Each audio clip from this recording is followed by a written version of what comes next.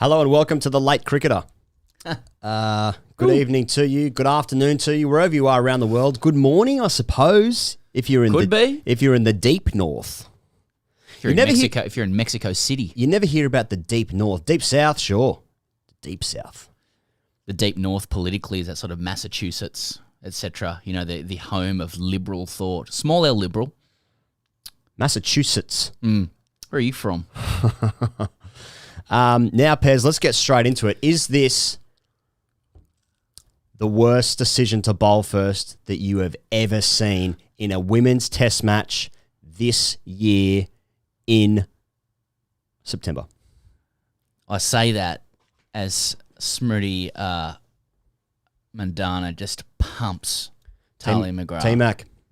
Hey, it's a story of the day so far. Any danger of fucking pitching it up? All right, let's get the key principles of this stream. Let's get it out of the way. All right, come on. We're a couple of guys that over the course of our careers averaged about third grade level. Okay. So we carry with us a number of delusions, a number of insecurities. Of grandeur. Insecurities of grandeur. Insecurities of grandeur. That's the name of our third album. Yes, the difficult third album. We carry a number of judgments that are indelibly tied to those insecurities. Indelibly. Today is a big day in women's cricket. Big day. Big day. To play a test match. Our day, boys. Is an unbelievable achievement. There are some very proud players today and very proud parents. And to 100%. See the video of Annabelle Sutherland in tears as Elise Perry presented her with her baggy green was fantastic. Yeah, because she wanted Lisa Healy to do it. She was upset. That's a real story not being told. The best respect we can afford these players is to expect Australians to deliver victory after victory and success at all costs and times. Yes. Why did they bowl both sides of the wicket? Why did Meg Lanning win the toss and bowl? I mean, I've seen some bad toss decisions in Queensland at the start of a test match. But I never thought I'd see it from our own.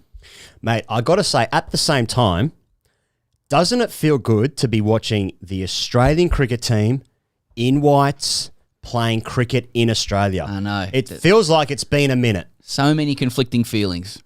Many feelings. I mean, we've gone all the way around for they've started shit, great day, proud day. Isn't it good to see some cricket?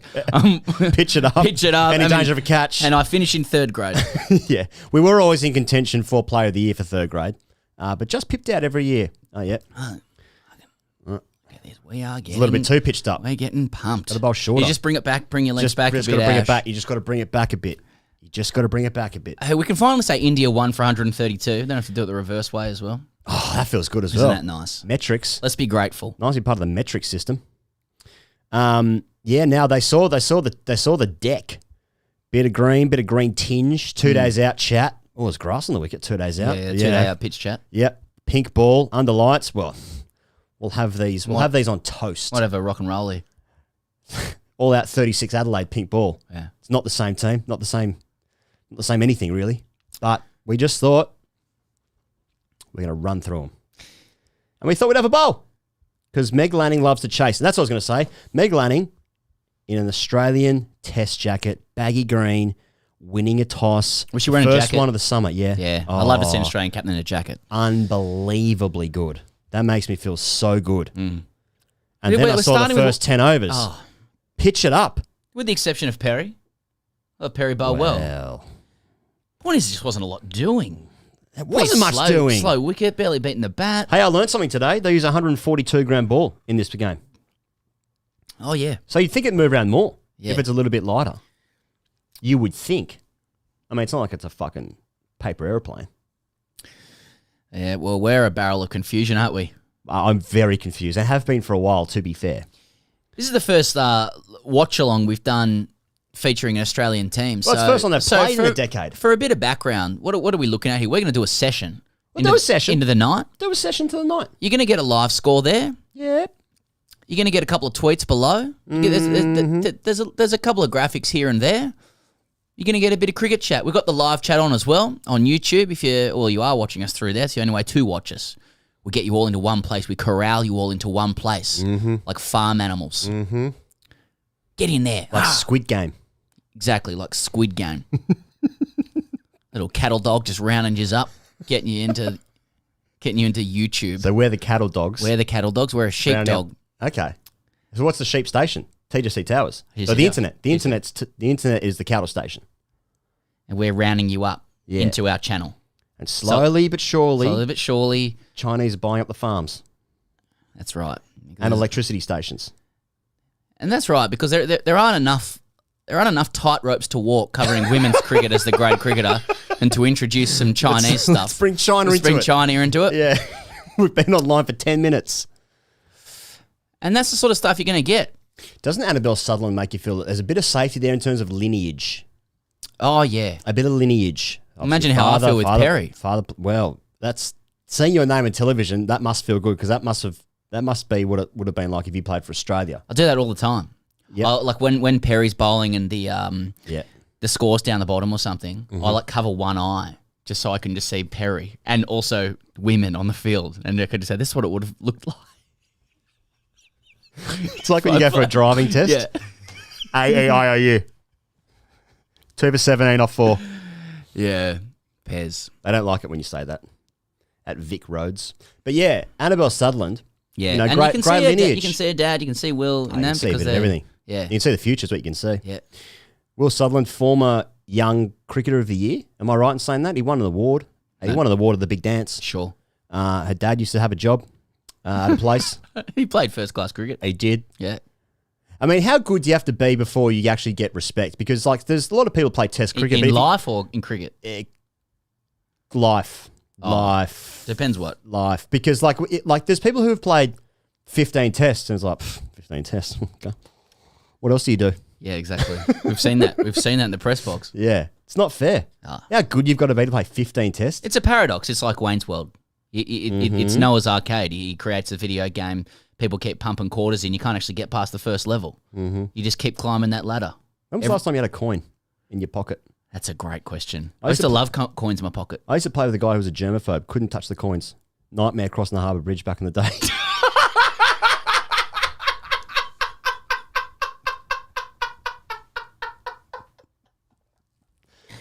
Absolute nightmare. Welcome to the future of sports broadcasting. That's right. That's right. The grade cricket alive. Now, a couple of questions coming in. Here goes already. Couple of questions. We've already lost some super chats here. I saw one before. I know. Nah, Rahul. Oh, we're good? Yeah. Rahul. Okay, boys. Thanks, Rahul, for writing in as well. And you can write in your questions. We will read them. If it's a super chat question, we'll definitely read them. And you can see how this hierarchy works. They're heading off the field again, mate, because the storm's coming. This is cricket. This is cricket. This is cricket. I've waited the best part of a year in fucking lockdown to watch my team play cricket at home in baggy greens and white clothing. And what happens? It's basically a hurricane. I mean, at some stage you have to ask, why does it always rain on me? At some stage you've got to ask that. That was a banger, that song. Oh, it still is. Yeah. Still is. Rahul writes, boys, I was at the ground until 5 p.m. What a batting surface. I'm scared to think of the mountain of runs Oz are going to get on this coat. You can't call the pitch a coat yet while you're... I presume, Rahul, that your team are batting at the moment. Well, Rahul's got access to the ground first and foremost. He's had a look at the deck. What are you not telling us there, Rahul? That's right. But Rahul's already worried about what's going to happen in the second dig. Optus said, cricket looks so much better in white. I thought this to myself earlier. Yep. Oh, he's just affirming what we said. Yeah. Oh, mate, 100%. Doesn't it feel good? Yeah. And under lights, I got to say, this is just a great time to be watching cricket. Like 7:30 final session. Mate, this is perfect. I could get used to it. Mate. I'm not used to it yet, but I could get used to it. I mean, none of us are used to sport being on and just people being there, and we haven't for a number of years now. They're standing too close together. Wear your masks, guys. Yeah. Yours is under your nose. He's under your nose. He's under his nose. Wrong. Incorrect mask usage. Fine him. Any risk must be eliminated. This is Australia. Stop the coats. Another super chat, Pez. Liam said, which Indian player is going to call her dog Metricon? Well, you know, That's good. There's what's That's going on good. here? Darcy Brown just playing with once again, a great example. We saw Darcy Brown there just waiting for the rain to clear with the soccer ball, I think, spinning on a finger. And we just thought every sport you want to play is not cricket. I just want to play any other sport. That's but right. I can't, so I'm stuck with this one. As Dirk Nannis told us, he played cricket so that he could play in the warm-up games beforehand. That's right. It's true. It's What was your preferred warm-up game? Football, touch? Yeah, football, soccer. Yep. Yeah. It's just a more open, free game. Like touch footy, I could play touch footy, but there's always maybe 70% of the side couldn't really play that well, and it was too it was too crowded. You never had wide enough space to actually cut through holes and start throwing cutouts, and you know, you didn't really want to step that much. I used to like to win the warm-up game of soccer beforehand, play the feet, plenty of touches, just distributing. Exactly. Sort of play DCM. Yeah. And what I used to call quarterback. He gets quarterback role. Yeah. Didn't Ronaldo look good with his shirt off last night? He's in great nick. Yep. Ronaldo's in great nick. Yeah. I thought about doing a tweet earlier. Flash. Messi's a good player. Yeah. Yeah. It's like movies explained badly. Yeah. Yeah. So they're off the field here. He goes after one ball in the 45th over. So what is it? I mean, if you can see the score there. India's 132 for 1. I'll try to get the scorecard up.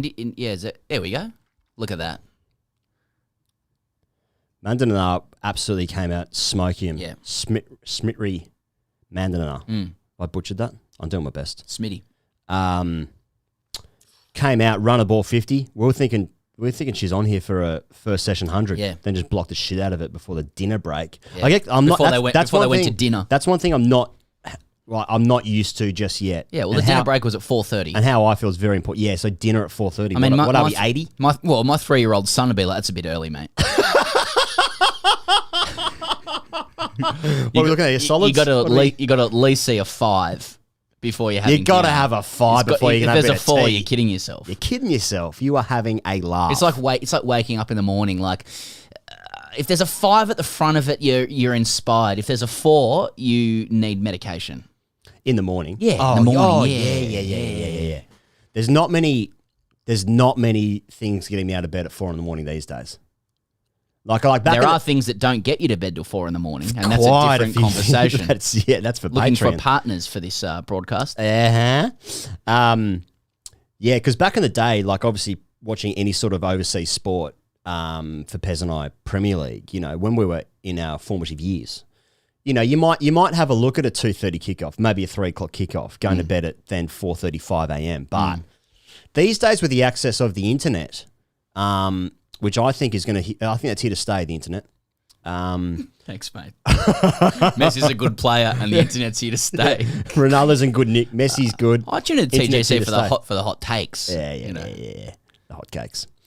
But yeah, nothing's getting up at 4 in the morning these days.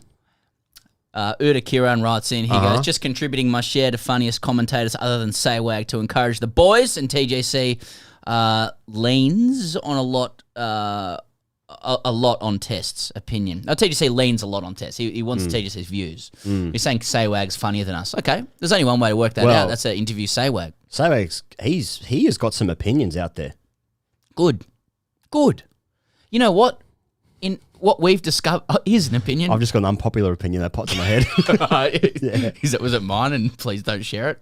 No. No, mine was about Saywag though. Oh, okay, okay.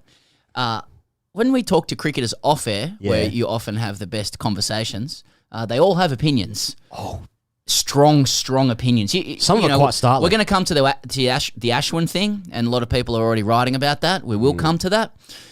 I say everyone has the same, has as strong a set of views as Ashwin does. They just don't say it on air or in public. Yeah. There's a lot of strong views. Yeah. That's true. Steve says, Sophie taped up and creating chances, including a wicket. Do all our bowlers need trauma to perform? Warrior stuff. If it wasn't for the skill being just a bit of left arm doorknobs. No, she's more than that. I disagree with that. I think. Well, she's more than a left arm spinner. No, she's more than a bit of this stuff left arm doorknobs. It's how you described it. Yeah, that's how I describe everyone. McGrath was basically. yeah, it was McGrath. He's one. Well, that's how. I mean, for those who haven't heard that story, I was at a. I think I've said this before, but if you haven't heard it, I was at a cricket camp once, like coaching the next generation. Would have been 21, 22 years old, looking to pick up $25 an hour, bit of beer money. A lot of money back then. A lot of money back then, and the head of the camp had hired Mark Waugh to come in and speak for 45 minutes. This is going to be amazing. I know it is. To a bunch of kids ranging from the age of 6 through to 14 or so, different levels. Yeah. And they're sitting down having their lunch. Hot day. Yep. We're in North Shore of Sydney, and even the coaches are standing around going, "Oh, it's Mark Waugh's in our presence, junior, one of the greats." What Certainly he my tips favourite. race for? Dandenong. Turns up, it's probably in my mind, he's now wearing New South Wales Blues tracksuit pants. Yep. Yeah, and whatever else. And he stands there, and the kids are sitting there, and the kids don't know him that well, but their dads have said, "Oh, Mark Waugh's coming." That's probably got them to go to the camp. And Junior, dad and mum, sure, would be like, Sure. Mark Waugh's coming along. He was the hot ticket. Yeah. This is one day of about 4 days of the camp. So Yep, he turns yep, up. yep, He's yep. probably pocketing a little bit of bunts. Oh, I bet he and, is. Bit of bunts. He speaks for 40 minutes. I can't really remember what he says, except that he took exception to a couple of kids being smartasses once or twice, looking over to the head of the kids like, "What are these blokes doing?" And I just remember it was classic. The entire thing was side mouthed, Yeah. which was brilliant. He's true to himself. But at the end, yeah. this kid comes up to him. And he's probably been asked by his dad to ask this question. And this kid would have been like 6 or 7 and goes up to him. And it's like you can see the cartoon of it. He's sort of tugging at his pants. Like, "Oh, excuse me, Mr. Waugh. Excuse me, Mr. Waugh." And he goes, "Yeah." He goes, "Excuse me, Mr. Waugh, how do you bowl off spin?" Earnestly, Mark Waugh just looks away into the distance and goes, "Just like that."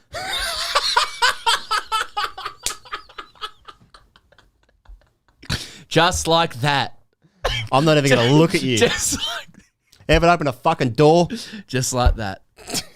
Kid's 7. How do you bowl it? That. Not grip. Just not I'm not even looking at him. get over perpendicular. And you know what? That is how Mark Waugh bowled off spin, and he was really good at it. Well, you just got to use your feet to the spinners as well. Get him on the full. I remember watching a game. Now, I say this out of love and respect. We both idolise Mark Junior Waugh. Let's make that clear.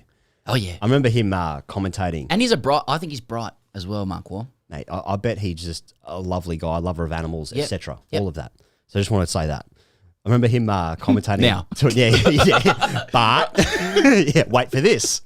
It was like Australia touring Bangladesh. It must have been more than a decade ago, because when was the last time we even went there? But he described Bangladesh as 4th grade.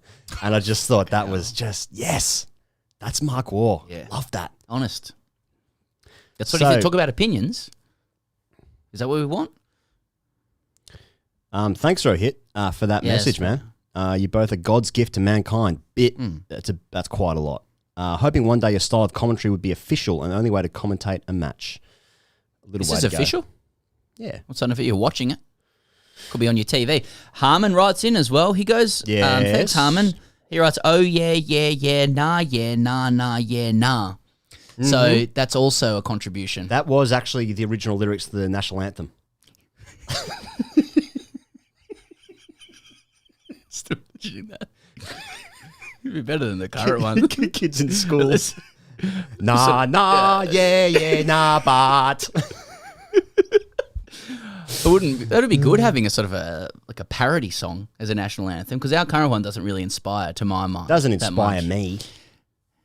I didn't realise that there was a plebiscite on our national anthem in the 70s, and Advance Australia Fair was one of 3 that were put forward.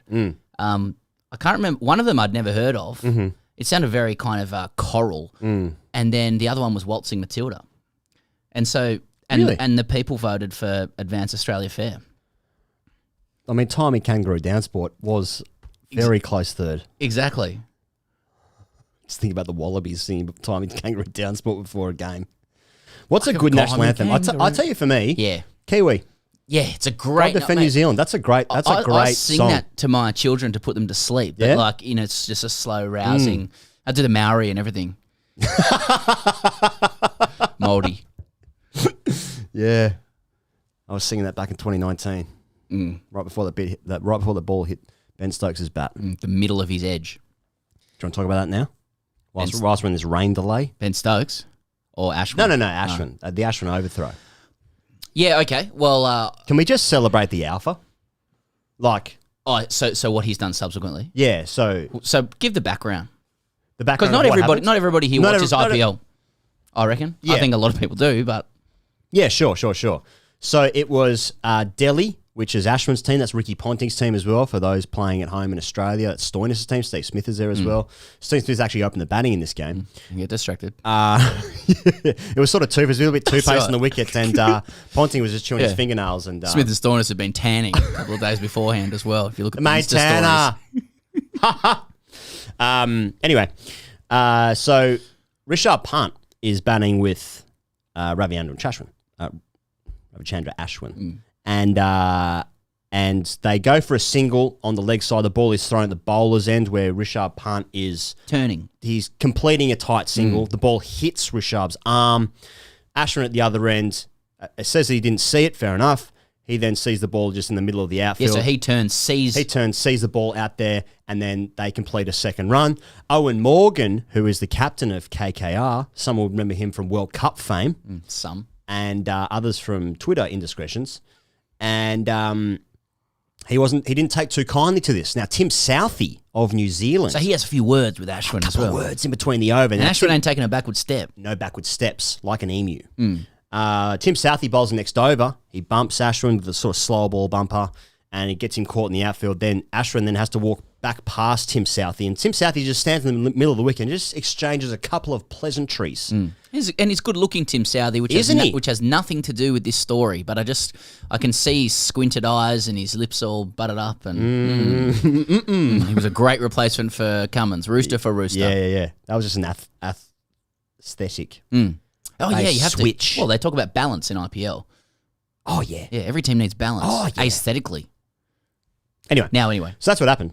And then Ashwin gets Morgan out first ball in the in the second innings, and he just runs down the wicket and gives him a bit of a send-off. You're saying, come on. Yeah, one of those ones where he runs down the wicket desperately wanting to say something, but never... Doesn't know what to say. Keeps repeating the first thing that came into his head. Yeah, and then just runs past everyone. Then that's the whole dance, right? So once again brings into question the ethics of these unwritten rules, because there's nothing actually in the law book which says that you can't run when the ball is deflected off a batter. Now, it is a game of laws. I know, but that's not really true. Well, but there are circumstances. Keep going. But there are circumstances, right? Anyway, so that's the thing. Now, Ashwin has come out on Twitter today, which again is a separate issue, but he's also released a tweet, and he's said that... He's basically explained it. I'm not sure if you've got do you have the tweet there, perchance? Oh, from Ashwin. And because before this point, Shane Warne came out and tweeted. Yeah, and why is it always Ashwin? Why has it got to be this bloke? That's right. He said it's not on. Why does it always have to be Ashwin? Owen Morgan was right to nail him, I think is what he said. And so let me just bring up Ashwin's riposte. Now, you can also see we recorded Watto's rap today with our dear friend Shane Watson, and he had his own take on it, basically agreeing with Warnie. So can I read Ashwin? Please, read the tweet. So this is Ashwin. He's 3 hours ago, he's tweeted. And he does it in numerical point form. Wait, Jay says, Aussie's talking about ethics. Interesting. You stole Higgos's line. Yep. So, Ashwin says, and this is numerical point form, 1. I turned to run the moment I saw the fielder throw and didn't know the ball had hit Rishabh. 2. Will I run if I see it? Question mark. Of course I will, and I am allowed to. 3. Am I a disgrace like Morgan said I was? Of course not. Not in capitals. He goes on. That's one tweet done. That's one tweet. Add tweet. Add tweet. Thread. 4. Did I fight? No. He is answering his own questions here. Yeah. Yep. No. I stood up for myself, and that's what my teachers and parents taught me to do, and please teach your children to stand up for themselves. In Morgan or Southey's world of cricket, they can choose and stick to what they believe is right or wrong, but do not have the right to take a moral high ground and use words that are derogatory. I can't disagree with that. What's even more... He goes on. Oh, please. What's even more surprising... Oh, yeah. ...is the fact that people are discussing this and also trying to talk about who is the good and bad person here. And that's a subtweet for SKW. To all the, inverted commas, cricket is a gentleman's game fans in the house, next tweet, he just goes, next week. Yeah. There are millions of cricketers with several thought processes that play this great game to make it their careers. Teach them that an extra run taken due to a poor throw aimed to get you out can make your career, and an extra yard stolen by the non-striker can break your career. Do not confuse them by telling them that you will be termed a good person if you refuse the run or warn the non-striker, because all these people who are terming you good or bad have already made a living, or they are doing what it takes to be successful elsewhere. Mm-hmm. Give your heart and soul on the field and play within the rules of the game, and shake your hands once the game is over. The above is the only spirit of the game I understand. Oof. Take that. Take that, rest of world. If that was AFL and that was reported on Fox Sports, that'd be Ravi goes whack. Yeah. Ashwin goes bang. Now, so how do you pass that? First thing I like about it is he goes numerical order. That is like a legal submission. Yeah, I think you've just got to. First of all, it's all in that first tweet. I think you've just got to respect the alpha nature of saying I didn't see it, but that doesn't matter. I would have done it anyway. Yeah, I was saying I didn't see it. Cricket is going to cricket, so that don't worry about it. Now, bit going on with this bloke. Bit going on. What's your general feel about it? You know, as in, whose side are you on? No nuance. Whose side are you on? Should you be able to do it or not? No, he did the wrong thing, and I deserves to go to jail. yeah. He deserves a custodial sentence. I think it's interesting that the ball hit Rishabh Pant. Rishabh Pant ran, and no one said anything to him. They all wanted to have a chat to Ashwin. Now, what does that say about his standing with his fellow professionals? It says a lot. But so you're going argument ad hominem. You just want to go to the character. You want to play the man, not the ball. Here. I'm playing a bit the man. I am playing the bit the man. This is cricket. He's got form. He's got form. This is cricket. Hey. None of this fucking matters. Oh, yeah, that's why it's so great. Yeah. That's why it's so great. Now, if they won by a run. It's handbags online. What I don't like is the whataboutery. Because now there's all this stuff about, well, what about... What about this bad thing someone else did once? Morgan didn't have a problem with it in the 2019 World Cup final. Monty. Yeah, that was several tweets again. You know, whataboutery is a great game. Yeah. It's like, oh, you've accused me or someone of something. Yeah. But here is this adjacent thing you did that is not really connected to what we're talking about, but it's a point I can make that sounds like a fact. Yeah, that's right. But it's all okay. But I'm playing the man, and it's all just a bit like this happens, and like, fuck this bloke again. It's all a bit. Oh, fuck this. We're all bored living lives of lonely desperation. He's done it again. Are you okay, mate? So you got to stop it. Pezza. Daddy. I think on the issue of throwing the ball, of running overthrows when it struck the running batsman. Yes. Generally speaking, I don't think you should run because but it depends upon the circumstances upon which the ball has struck you. Absolutely, it does. So absolutely, so let's just, rather than go through the general, let's just go to the specific.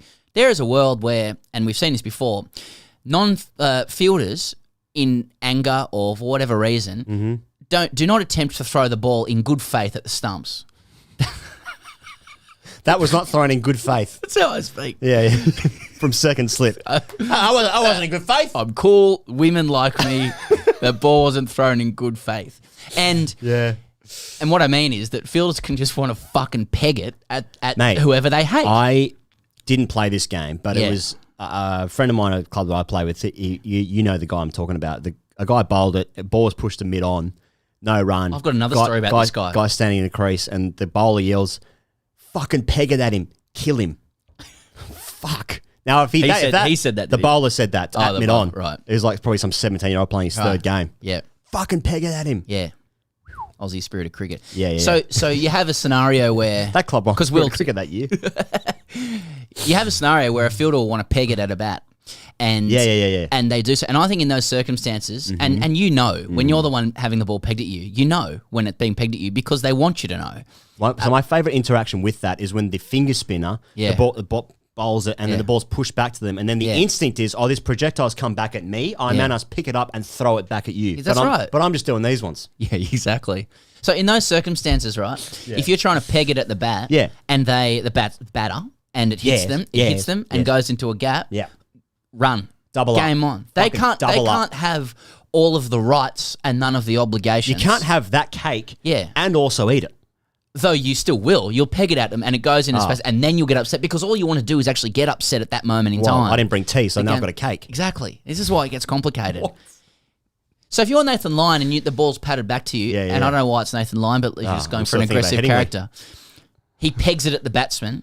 It deflects off the batsman and goes to fine leg or whatever, but long leg. You never left your crease. Yep. No danger run out. Absolutely. You're not obliged to stay. That's their error. In that scenario, Ashwin's right, but in most scenarios, when you're trying to hit the stumps and it ricochets off the batsman, who's meant to be carrying one line, it's usually it is in the spirit of the game, and there is a place for the spirit of the game to not do it. I didn't see enough of this to know because I'm an English Premier League manager. I haven't seen it yet. I haven't seen it. I didn't see a replay. I just watched the tweets. I've got 3 phones on me, a smartwatch. I've got a tablet next to me on the bench. There's 8 cameras in the dugout. Didn't see it. I haven't seen it back yet. I just didn't see it. Didn't see it. Anyway, my 2 little boys fight. Someone cries. Didn't see it. But don't you think it's interesting though? Like Rishabh Pant was the one that hit and he ran. It's his fault. He shouldn't have run. He knew that it hit him, but no one went up to him. People wanted to have a go at Ashwin. And this is why the TGC view is important, because everyone will want to take a legal lens to this, or what does the laws say? And Ashwin's right on the laws. You're allowed to go. And Ashwin's right about not running out the non-striking batsman. Or batter, I should say, because we're talking about MCC laws. If you opt to take that view, you're totally entitled to do that. Yeah. That is just, that's the straight way to play it. Yeah. Where, is there a place for intangible morality in the game? I see why some of those people would question those who are trying to police the morality of the game, when those very people, quite often Australians, are some of the worst coats going round. Yeah. Some of the absolute worst. Yeah. We'll decide where the line is. Yeah, yeah. We'll absolutely decide. Because that's one of my favourite why did we things. do that? Because we were good at cricket 20 years ago? Hell of a team, though. I'd love to have a schooner with those guys. See, it's complicated. Meanwhile, it appears to be absolutely pissing down still at the cricket at Metricon. Now, good question that I forget who wrote in before saying who's the Indian cricketer who's going to name their pet Gabba, their dog Gabba. Metricon. Sorry, Metricon. Sorry, yeah. But I like that. Verma. Goswami. She's in red hot form. So, does anyone have an update on what's going on with them getting back on here? Let's have a look. Can someone leave a comment in the comments about any update about when they're going to play? So I've just got a tweet here from Bharat Sundaresan saying, who's a friend of ours. He said, understandably, Meg Lanning isn't super chuffed with whatever the umpires just informed her about the state of play and the conditions, nor is the Indian camp. Great sign that both teams are desperate to be out there. Bad sign that the forecast is getting progressively bad. Superb. Yeah. Well, that's cricket, isn't it? Yeah, that's cricket. So just to those commenting via YouTube, is it fair to say that one's views on who was right or wrong is completely drawn down the line of your nationality? Yeah. Just where you were born by force of luck. I wonder what Ashwin would have to do to lose his most faithful supporters. What would he have to do? Yeah, it's like Trump going down Fifth Avenue saying I could shoot anybody and I'll get voted in. Yeah. It's like that. That didn't turn out so well. Didn't even shoot anybody. Nah, well, exactly. Just another level to go there, and just sort of backed off. Philosopher says, love this game. Indeed. Hey, it's a hell of a sport, isn't it? Hell of a sport. It was a wet northern summer as well from my observations anyway. That being me checking BBC weather every 6 hours. I just saw a lot of club games washed out. I guess it was pretty decent with the internationals. They didn't think any internationals got washed out, did they? Not from the top of my head. They got a full series against Pakistan, even though they had to play the C team because of COVID. England, I mean. Obviously got 4 tests in. 100 seemed pretty good. County championship. They got their season. They got their season. They got their season. They missed a test, but they'll just play that next year. Stokes will be back for that one too. Good result. Just saw some stuff in the comments about fascism, so that's good. Oh shit! That's what's going on in there. Just cool your jets, guys. You know, the important thing is that none of this matters. Maybe we are fascists without realizing it. It might be a indelible scar in our psyche. Yeah, and people are just thankfully in the YouTube comments giving us labels. You know, the best thing about this incident is that it had actually nothing to do with the game. It barely made the highlights. It didn't impact the outcome of the game. We're just like, that's the great thing about cricket. Yeah. In that the narratives exist. Now, this is what we've always struggled with at TGC, trying to follow T20 and stuff like that, is that we just love the test matches so much. First of all, it's the best form of cricket. I'm sure many of you out there will agree with that. Others, maybe newer to the game, might be more white ball fans. That's cool too. But like the narratives that test cricket tosses up, because it just goes on forever, there's rain delays, even in, 4-day test matches in the one test match that the women play every 6 years, The narratives that come up and the battles ensuing, it's so gripping, so funny. And that's the thing about this incident. Even in the T20 game, it was just a single. I think Calcutta ended up winning the game by like 30 runs. Yeah. Didn't matter at all. Morgan had the last laugh, they said. Not really. He got a second ball duck and Ashwin got him out. So he goes, I completely agree. As I was reading Ashwin's almost, quasi-legal submission on Twitter, I was thinking, truly, from a grade cricketing perspective, this is what I love about the game. Yeah. And it's like, this is what you learn to love about the game in grade cricket, because it is in the absence of your own success. Mm-hmm. You don't get much, so you must start to, attach onto other narratives to see if you can gain intangible victories. Yeah, that's right. And there's a lot of talk at the moment, he goes, about whether cricket will be included in the Olympics. Yeah. Ahead of Brisbane 2032, is it LA before that? LA's before then, yeah. And I think when they make the submission to the IOC, that Ashwin's tweet should be included. If you were to give a pitch about what is cricket, you can say, in this age of bite-sized information and communication, where you'd think cricket is a slow food movement that's completely anathema and anachronistic to the way young people operate. Mm-hmm. Yeah. You could say, incorrect. Mm-hmm. If life is Netflix and life is narrative and drama and prestige TV, which many people say it is, well, I give you prestige TV. Are you not entertained? Look at this 17-tweet thread. You mightn't have any idea what's going on, but a guy can finish a game having lost it and then and start talking with a legal submission about a minor incident that had no impact on the game. It's now divided the world. Then he can jump onto YouTube, and he's got people on the chat now saying that he's a Sigma male. A lot of people saying Ashwin is God, Ashwin's a Sigma male. First thing I'll say is Ashwin is a wonderful bowler. Hey, as a bloke, he's a hell of a bowler. What a bowler! He's one of the all-time great bowlers. He is one of the all-time great bowlers. So that's not in question. No one's questioning that. But it is connected, because in cricket you have to be good to then have that kind of attitude or whatever. Yeah. But there's a lot of players on the circuit would just. I'll sum it up by saying a lot of them seem to say he's a bit, how you going? Yeah, a lot. We'll volunteer that without being pressed. I suspect Ashwin doesn't care. I think Ashwin regards himself as what I'm saying, mate. As an intellectual oracle of the game. You have to respect the alpha of saying, I didn't do it, I would have done it anyway. You got to respect that. That's right, even if you don't agree. Yeah, which I don't, but I fucking respect it. Exactly. Because it's like, well, he's just doing him. Fuck. Another problem that grade cricket presents... Go down the blaze of glory, like John Bon Jovi once predicted. A problem grade cricket presents, he goes, is as I was watching the highlights of this, and I know I said I didn't really know what happened, but I didn't really watch in terms of who was at fault. Yeah, right. Because my eyes were drawn to the fact that Ashwin's fucking massive. He's big. Ashwin's a big... Yeah, of course, everyone's big, but he's amongst giants. He's quite big and tall. Like, I suspect he's the sort of person that you stand next to and you're like, mate, I was never going to make it. Mate, and Joe Root is this too. Joe Root's tall. Yeah, agreed. Mate, that is true. Oh, mate, I'm not fucking around with that. I saw James Harden. Women's cricket. I just saw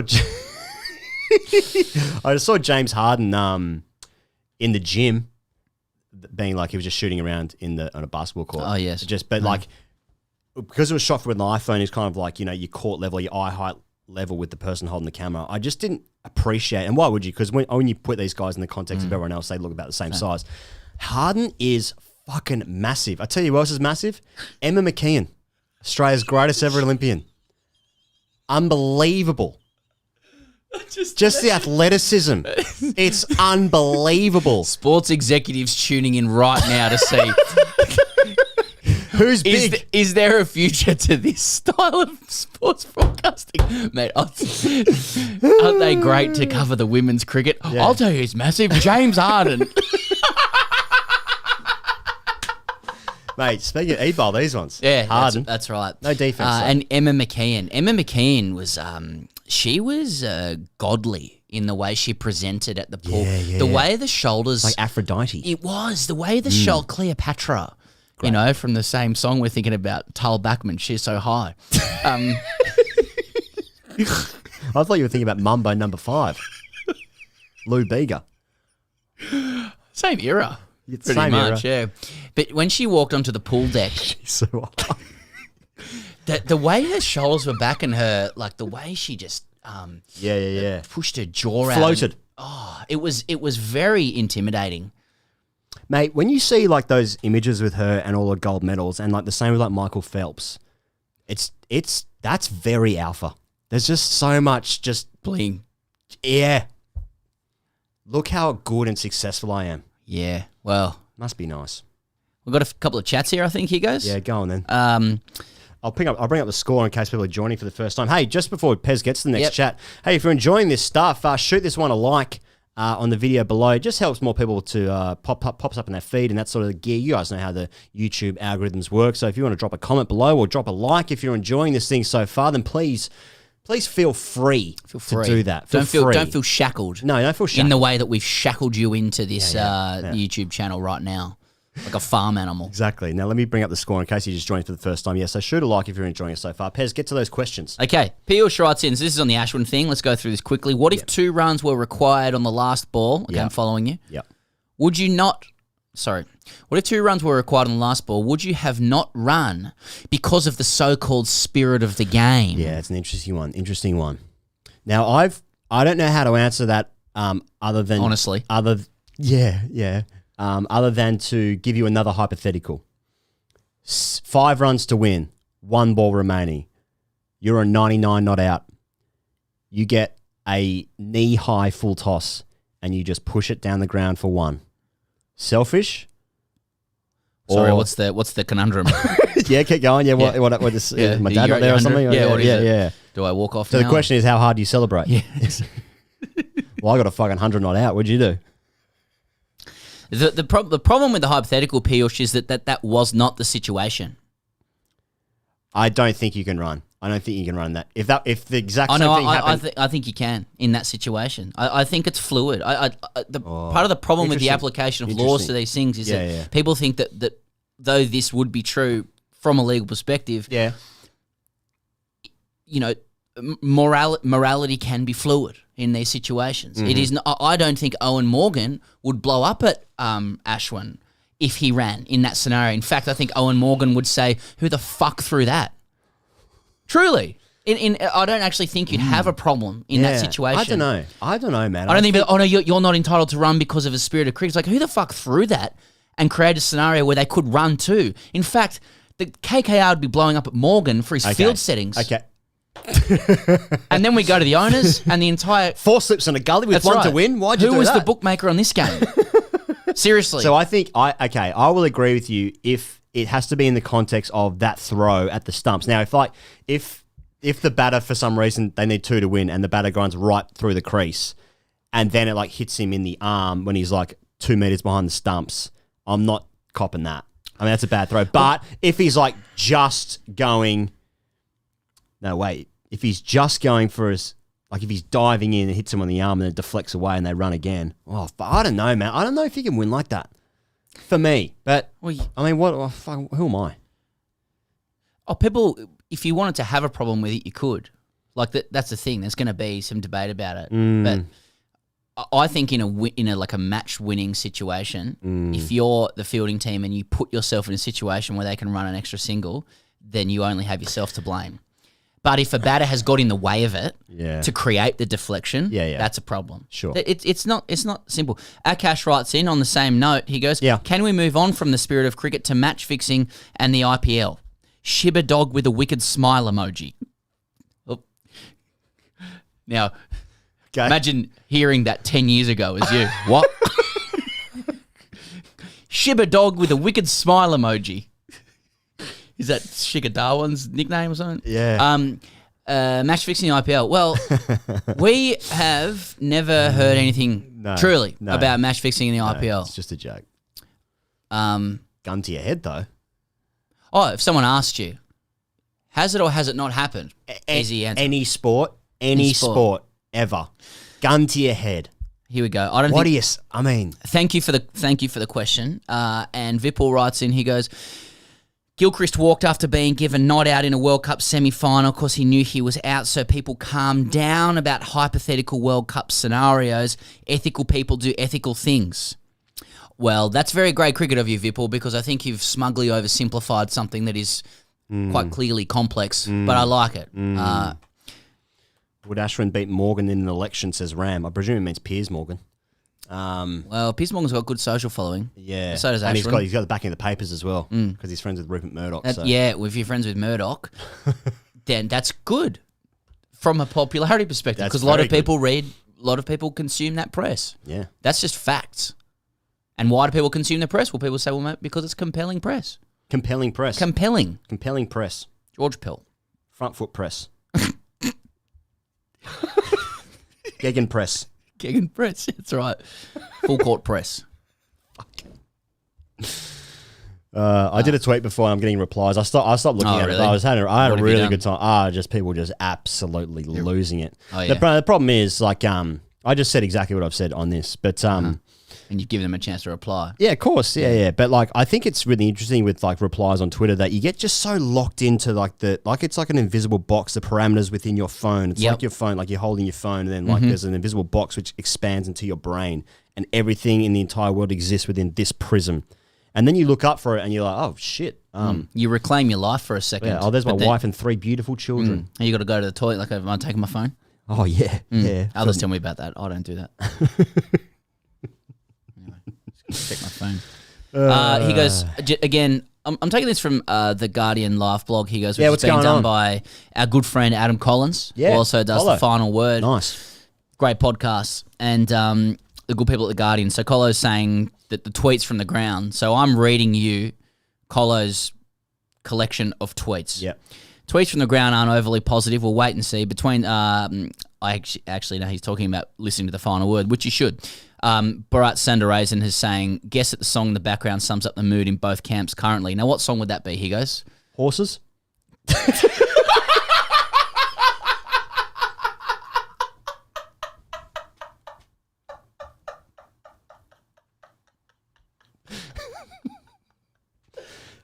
That's first guess. That's first guess. I don't know.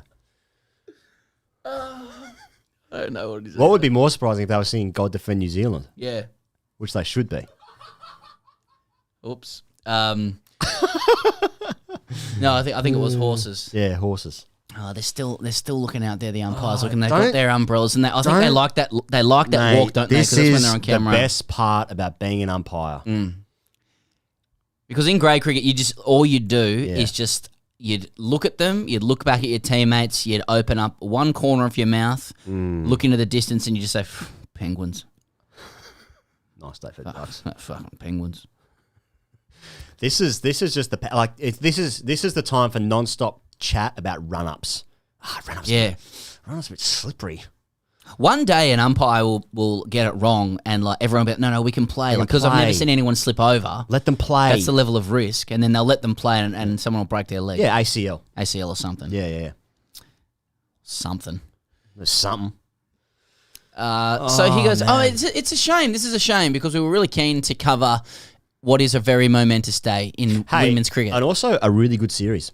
Yeah. Oh, such a good series. It's actually a great, and it's probably still will be. It's probably just one day. I'm not sure of the forecast in the Gold Coast, but it's pretty wet on the eastern seaboard generally, I think. Anyway, but a great summer for the women, the Australian women, because the Ashes is starts next year as well, beginning part of next year, just after the men's Ashes. Test match there as well. Same format as this series, like 3 ODIs, 3 T20s, and a Test match. I was just up for it as well. And like India outplayed Australia in 2 of those ODIs. Should have won 2. Obviously had an amazing win, but they didn't. So it doesn't matter. You know what? Someone told me once that the best team. You know, people say, "Oh, we're unlucky to lose." The best team always wins because they find a way to win. 2-1 Australia. I love my country. Fuck. Yeah.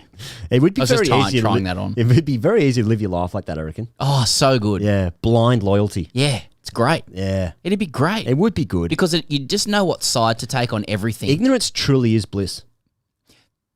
And yet Aristotle said the unexamined life is not worth living. I can work that out. He said a lot of things to be fair. He played threes. Aristotle played threes. Philosophically speaking. Plato used to dust him up in the nets. Plato here today. Pluto? No, Plato. Play-Doh? No, Plato. Pirlo? His last name was Plate. It was a nickname.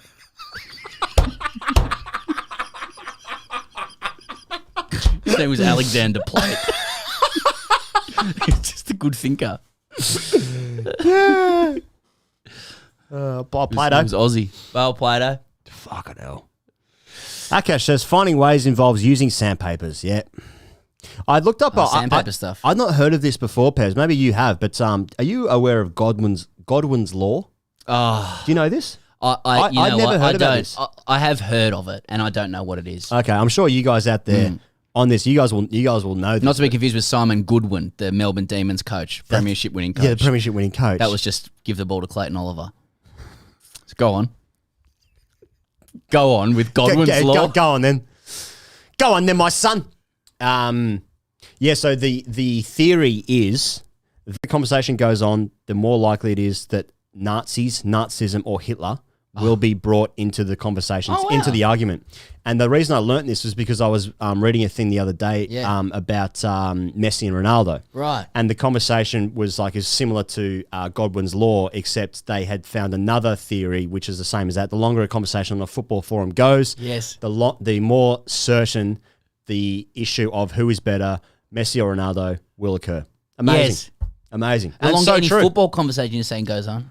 Yeah, for Messi and Ronaldo. Oh, I see. But any other internet conversation, Nazism, Hitler will come into it. Certainty. Yeah. And the more I think about that, the more that's been my experience as well. Not that I stick around forums too much these days. Especially when you and I talk at home. But I'm What's that tattoo, Pez? Godwin's law sounds to me like something that has existed for 300 years. It's got a real gravitas to its name. Yes, real gravitas. It's actually to just it. about online cunts talking about Nazism. Yeah. I didn't need to swear there, and I apologise. Where are the coats? Yeah. It's just funny. That's what it's drawn to. Anyway, for me, Messi, but Messi for me. Hey, Ronaldo's in good nick. He's in really good nick.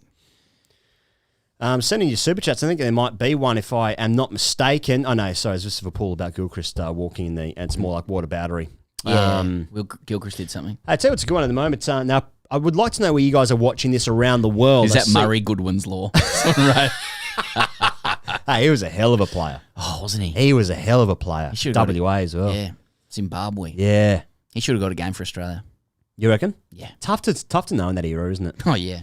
Because who comes out? Just easy to say. Oh yeah, that's right. I heard about him that he had some. I don't know if it's a record, but he scored something like 3600s during his childhood years. Oh yeah, he was a 100 maker. Those guys, yeah. That's all. It is amazing, those guys who are the top level. They've got now hundreds, just all the way up their arm before they turn 18. An update on the actual cricket. Oh yeah, what's going on in the actual cricket? He goes, tea's been taken. Told the rain's only light and that there should be some play after that. Oh, excellent. When these umpires convene to walk out, people who are watching second screening this and watching TV, you can see both umpires walking out there. Do you think they talk to each other beforehand about, look, do we put our umbrellas up? What sort of, what's the pace of the walk? How, look at this umpire. He just has his white jacket a little bit undone there, just to let people know, there's a bit of heat about, and you don't have anything to sort of protect. Yeah. So it's all an indicator of the likelihood of play. A real authoritative figure as he stroll to the crease, I'm in charge here. This is my domain. This is my time to shine. Only I once I get it through my mind, will dictate when the play starts and stops. He's or when an over is complete. He's using his umbrella as a quasi walking stick, but just on occasion, he's digging the umbrella into the turf as though to surveil how much water there is. And I reckon this must be part of umpiring exams at the sort of ICC level. Yep. You know, it has to be. In the way you do a catwalk or something like that. This is the umpire's catwalk. And I like the way you do that because it's just the right amount of authority, like a policeman on the beat, and just authoritative enough to piss off all the players. Yep. Because you're just saying, I'm walking at a pace that means I'm in charge. Yeah. And depending on what sort of day I've had or what I'm getting paid by the association, that's right. I'll make a decision. That's right. On whether we play or not. This is my time. Speaking of umpires, I tell you who's an absolute rig is in the IPL at the moment. Goff. Michael Goff? Michael Goff? What a rig. Hey, what a rig. What a rig. He's massive for a start. He's really tall, but he's lean and he looks great. Yep. He looks great. You know, he's over there in the UAE. And that is one of the most incongruous power plays you can give. If you walk onto a field, and I'm not going to name names, there's a couple of IPL players walking on a field who would have nowhere near as tight a setup as Michael Goff. Yeah. And what excuse do they have? Man, what a setup. How does an umpire emerge onto the field with a tighter setup than an elite athlete who was on an average of $500,000? So that turn of phrase, Pez has just used it, the setup, is what Watto was talking about his own rig in relation to an incident with Kagisa Rabada a couple of years ago. But he was talking about it today on Watto's Rap. You can check it out on our channel if you so please. And I just love the idea that the rig is now a setup. It's just how's the setup? It's a framework. It's scaffolding. It's scaffolding. How's the setup? It's like when I heard somebody refer to somebody else's body, and I'm not going to use any sexes or genders here, but the chassis. Chassis. How's the chassis? How's the chassis? The body as a it's an automobile. As a car. Yeah. the body of a car. But that makes more sense because there's an engine. How's the engine on it? It's just like rig, isn't it? Just goes an oil for rig. An oil rig. The rig. Yeah, the rig. How's the setup? But setup is broader than that because setup applies to any apparatus. Exactly, any apparatus. Live, inanimate, whatever. Just what's the setup? Yeah, Akash, spot on, Matt. Faf, tighter setup. What a great setup that is. That's a tight doesn't setup. Get better. Doesn't get better than that. Are you a believer or a subscriber to Nazism? to body types? Like, endomorph, ectomorph, all that sort of stuff? Yeah, that's like a scientific thing. I'm not does one subscribe to that as a fallacy? It seems true to me. I haven't looked it up scientifically. It's in like a nutritional sense, that's a thing. Yeah. I think nutritional sense, that's a thing. Yeah. Says Dr. That's Higgins what you said at the conference you spoke at. I just want to speak about bodies. Firstly, how's a setup on that? Yeah, that's right. In the nutritional sense, that's a thing. Thank you very much. Mm-hmm. Yeah, Faf's got a good setup. It's tight setup. No more, no less. Yeah. A couple of super chats here, Pez, if you want to. Okay, yeah. So Nikhil Tees writes in, thank you, Nikhil. Neil Johnson, Alistair Campbell, Stuart Carlisle, Murray Goodwin, and the Flower Brothers. How good was that lineup? Mugabe, 12th man. We're talking about Zimbabwe here. Yeah. I remember Zimbabwe first coming into my consciousness in the 92 World Cup. World Cup. David Houghton was their captain. That was Australia-New Zealand, that World Cup. It was in Australia, New Zealand. Yeah, that's right. Right. I remember that David Houghton was captain. I liked their Guernsey very much. I remember that now. Yeah. I remember that now. I also remember Australia playing New Zealand in their first fixture, and it was in New Zealand, and something about the TV timings meant that Australians got cut off from the game at news or something, and you had to dial a number via landline to get a score update. It was in 1992, and Australia got dusted in that game. I remember that. Isn't that adds a lovely mystique to what's happening across the ditch? Yeah.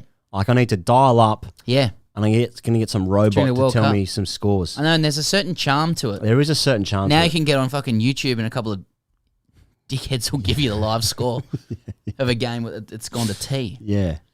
Yeah, that's what I was saying before. That's what I was saying about 45 minutes ago. Yeah. Like dinner time, tea time. I'm not quite across that and the length of those breaks either. I played grade cricket for 12 years and every single tea time, someone in the team said, how long's tea? Every single week. How long's tea? In Melbourne when I played in 2011, it was like half hour, and that threw me because really lunch and tea is 40 minutes, 20 minutes. Yeah. And you think that's like the gospel, but then you go overseas and people are like, you play 2-day games over 2 Saturdays. Yeah, why'd he do that? You get one back in a month. It's tough. Yeah, because it's the way to play. Yeah. Because I think I'm going to play for Australia. Yeah. And you play 4s. Yeah, but I go to the nets with someone who once played with someone who nearly made it. Yeah, but my club's strong, so what does that mean? We have memorabilia in our club of someone that played for Australia. Yeah, his name's just whispered around the club sometimes, like halcyon days when he played first grade for 10 minutes. Mate, I remember there was a day I turned up at. I trained at. I played for Balmain and trained at Drummoyne Oval, and we turned up one day for training. I was probably 4:30, 5 p.m. or something, and training was delayed because the Australian one-day side decided to use Drummoyne that day. And so we sat and watched them train. They had a full field game. Guys, they had a centre wicket, sorry. That's how you say it. Yeah. And I remember I would have been playing threes. Yeah. And I remember watching that going like, right, well, that's definitely the end of it. That's me then. Andrew Simons was just hoiking balls onto the hill for fun. Yeah. And I remember Ricky Ponting taking a catch, just going, this is unbelievable. Too good. Too quick. Warren was in the side. Oh, yeah. I remember him. And a friend of mine, he walked into the change room and a friend of mine went up to him. I just finished Green Shield, so it must have been like you were 17. Young. Yeah. A friend of mine walked up to him and said, oh, that's Pez's seat where Warren was sitting. I walked straight out of the room. Yeah. Well, they've told you that, have I? No, that is incredible. Yeah. What do they do? Warren was sitting there, and Warren was a bit rotund at the time. Legs akimbo? No, he wasn't nude. But no, but there was I remember in the sheds, which they hadn't been redone yet, but there was a big table of like fruit, all this like stuff that you'd expect for the Australian team. Okay. Was healthy shit. And Warren was sitting in the corner and he was just slumped, like with his head down. He'd been training and my mate, who's an idiot, I'm sitting in Pez's seat, walked in and he's like, that's Pez's seat. And I'm like, it's like that moment in Family Guy where Lois doesn't know the words to the Kiss song. I want to rock and roll all night and have a really good time. Peter's going. Yeah. What did Warren do? I just remember he looked up and it was like, I think he was like, well, obviously somebody's spoken to me and he's a kid. And he just didn't. He realized that it was a statement.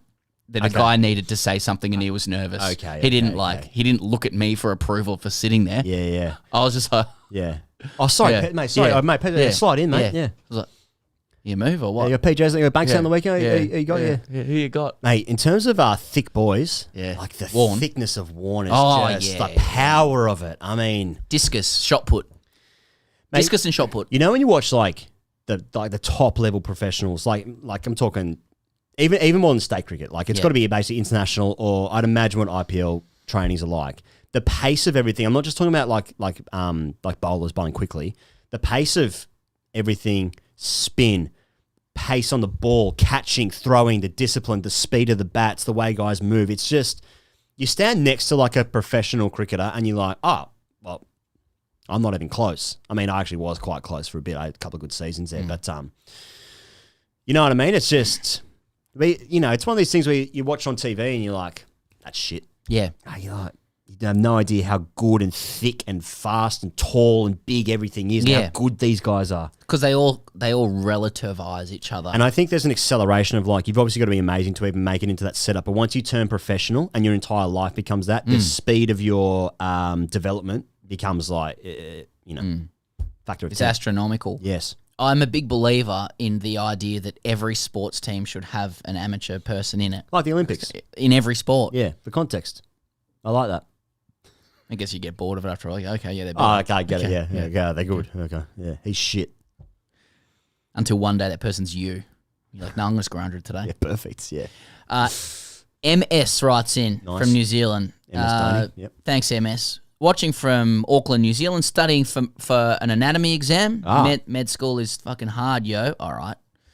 Watching you is my 5-minute 27 now break. Psyched for us, TGC Friday tomorrow. Thanks, brother. Nice. That's very kind. Nice. You get it right. Good luck with your exams. I have my wife's gone through them. They're an absolute nightmare.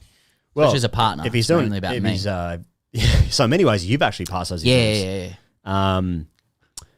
Yeah. It's well, if you're studying anatomy, just think about the thickness of worn. That'll get into most of that exam. I would have thought.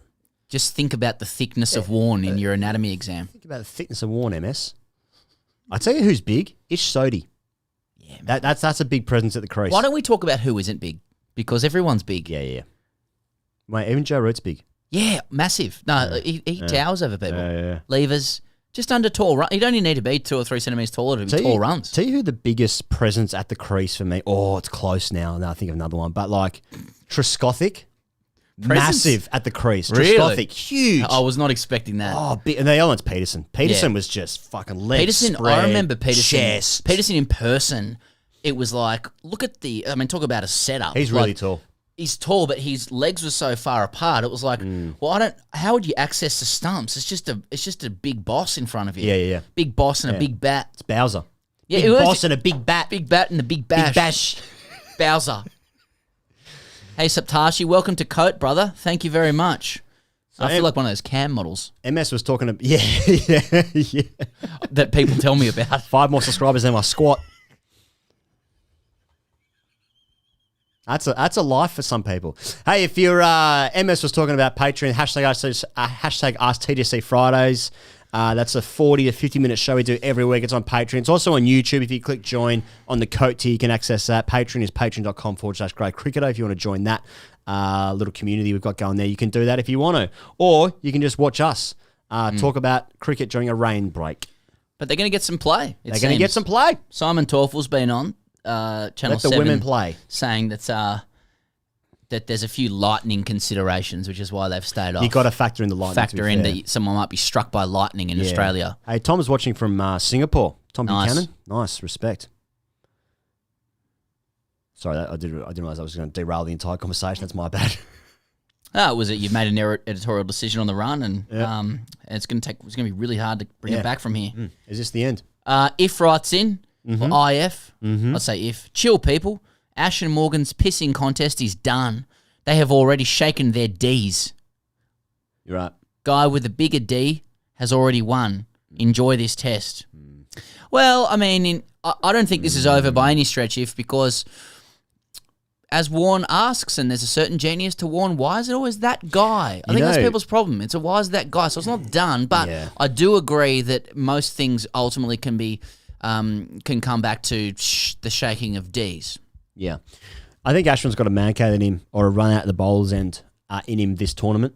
He's got one in him. I think he revels in it. He revels in it. Yeah. Thank you. Yes. He likes that sort of a little on the edge. Likes playing on the edge. He's like an exhilaration junkie. Yeah. Like someone who needs to skydive. He needs to skydive. I need that adrenaline. To orgasm. Is an adrenaline? Yeah. Yeah, it's the only way you can orgasm now. And we should... Happened to a friend of mine. Phil Jackson says that the secret of any team is selflessness and compassion, and perhaps that's the attitude Ricky Ponting's taken to Ravi Ashwin. Ravichandran Ashwin. I bet Ponting's enjoying that conversation. Oh, this bloke again. Fuck. Oh man, I spoke to him last year about this stuff. Ricky, we should get him on the show. Punter, just ask him about Ashwin again. Yeah. Yeah, we should do that. Or does none of this matter? That's right. Nothing really matters. Anyone can see. Dharmic wants to know footy teams, lads. At Grey Cricketer, footy teams, lads. Pretty open-ended question. Probably means Aussie rules, doesn't he? Probably. We could go through them. You're Liverpool, Swans. Yeah. And you liked Manly in rugby league. Yeah. That's where I was from. United, Swans, North Sydney Bears, Delhi Capitals for me. And the Deccan Chargers. Surya says, I once saw Stain at an airport. I was surprised to see how lean he was. Really, I'm surprised that you were surprised, Surya. You'd expect to see a lot of leanness. I'd expect to see Dale Stain's lean. And speaking of footy players, I saw Swans players around the corner a few weeks ago, and they still surprised me for how lean the rig is. Yeah, right. Yeah, mate, it's like there's nothing of it. Alien shit? It is. It's gaunt, but muscular. Mate, when you see... If that's possible. When you see, like, catwalk models in real life, it's like... It's otherworldly. Like, and it's the same with... When do you see them? Oh, just in my dreams and that. In my dreams.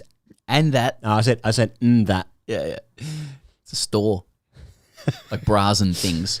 A little apostrophe on the end. It's a bras and things. Yeah. I like it. Just thinking about that name. What do you sell here?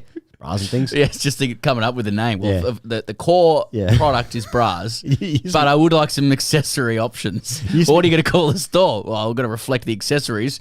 Oh, bras and things. Used to be called bras and that. What do you got here? There's bras and that. Bras and that in regional areas. Yeah. In Metropolis. And they try and in Metro, just sophisticate it up a little as bit. it gets into the cosmopolitan regions. It's very slick marketing. Yeah, it is. It's quite. It's like Hungry Jackson Burger King, you know. Bras and that. There's a rain delay in the women's cricket. India's 1 for 132. Hey, if you're just joining us, sorry, I'll keep the score going. There's that's what's happening in the match so far. We don't have access to the bowling cards because we just don't. Just back off, all right? All right, Dad? They haven't bowled well enough. They haven't bowled well enough. Too short. I don't know about you, Pez. In my development of learning about women's cricket, and it's a great time for an Australian to learn about it because we're fucking the best. We're really good at it. But I also see this Indian team, and they've ended the streak, and they've started this game really well. So that means they'll win because what happens now will happen Australia's forever. played well in the first game of this series, and then it's been all India since. And you think about the troubles of it is of the in Ireland, the troubles, the troubles in the 80s and 90s. That's right. That was quite a tangent. I want to talk about the troubles now in Northern Ireland. About the IRA and that kind of thing, but the structural issues that I wouldn't say they plague Indian women's cricket, but they haven't got the same lineage pathway of what the men are starting to have now. And I just look at this Indian women's team. I was like, oh, they're going to be good forever again. It's just all part of the Asian century shit, But so it's a great time to learn about it. So I was just looking at the names on the team sheet there, and I was like, I'd love to know more about the teams they've picked. Genuinely, I would like to know who's good and who's bad because I just don't know. I saw Goswami play. I obviously know a little bit from watching the T20 World Cup, but it's a different squad slightly. And I just look at the scorecard and I was like, okay, yeah, that's interesting, but I won't. It takes ages to garner history and knowledge of the players and stuff, right? Because I would honestly say before the 2020 World Cup, when was the World Cup when the women won? March in 2020, right? I would honestly say before then, and this is on me, not anyone else, that I barely knew any of the women's players before that tournament, and then after that, they're legit famous in Australia. I would say they're superstars. Oh, and multiple reports tend to announce them as Australia's most popular team. I can see that, and we are just suckers for winners, and they're extremely saleable.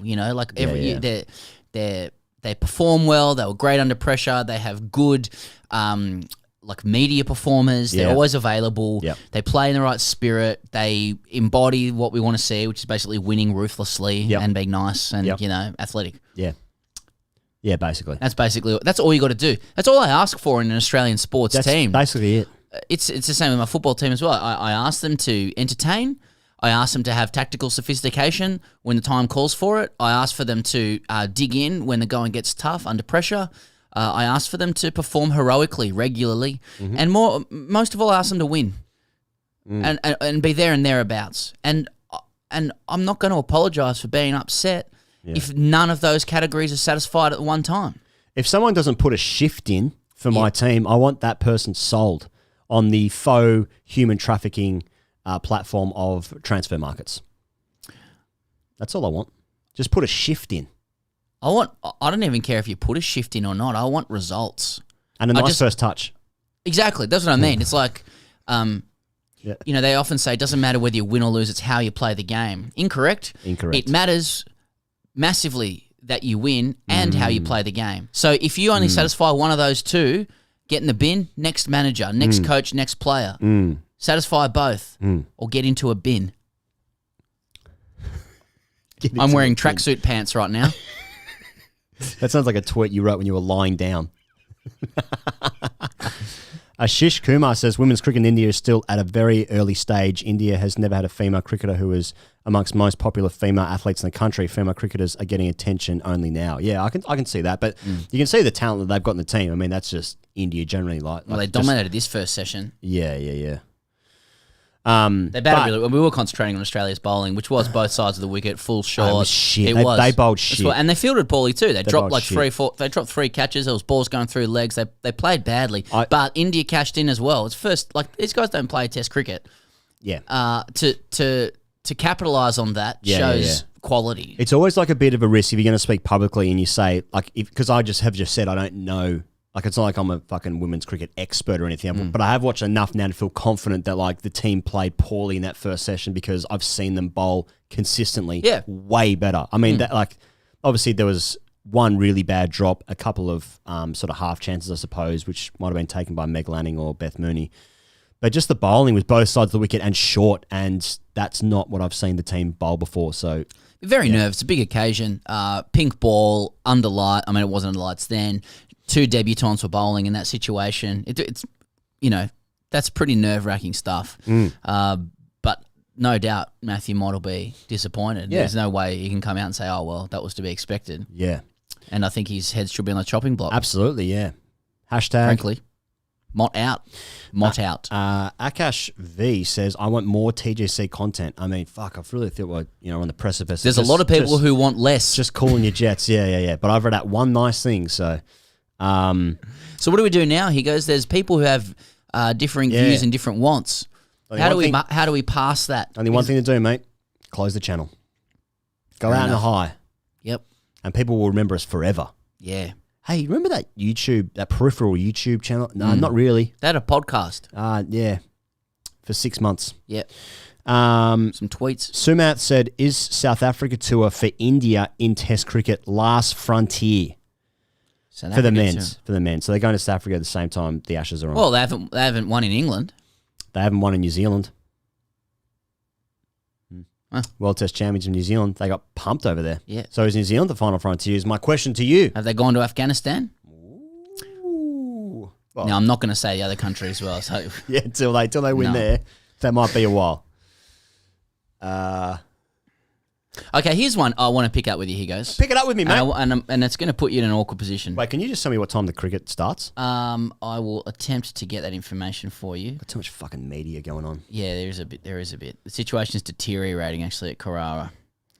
Really? That's what I'm seeing. And I'm just going to... So Mitali Raj has gone and taken her pads off, says Bharat Sundaresan, after the latest meeting with the umpires. So has Poonam Rawat. And the rain's got heavier now. So that could be it, possibly. Okay.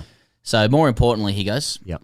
To this comment, I've just missed it because it was going down. I'm sorry I missed your name, but the I think it was Abhishek. I know that doesn't really narrow it down, but Abhishek wrote, Darcy Brown is damn fast, boys. So, do you think that bowling for you is fast? No. The bowling that How fast do you think the bowling was that you faced? In 2s and 3s. Tell me how fast you think the guys thought they were bowling and then what they were bowling. Low 140s. Is that what they were bowling? That's what they thought. They thought they were bowling. I mean, people aren't seriously thinking that. They, probably low 120s. Yeah. Is about what they actually were bowling. Probably mid 120, something like that.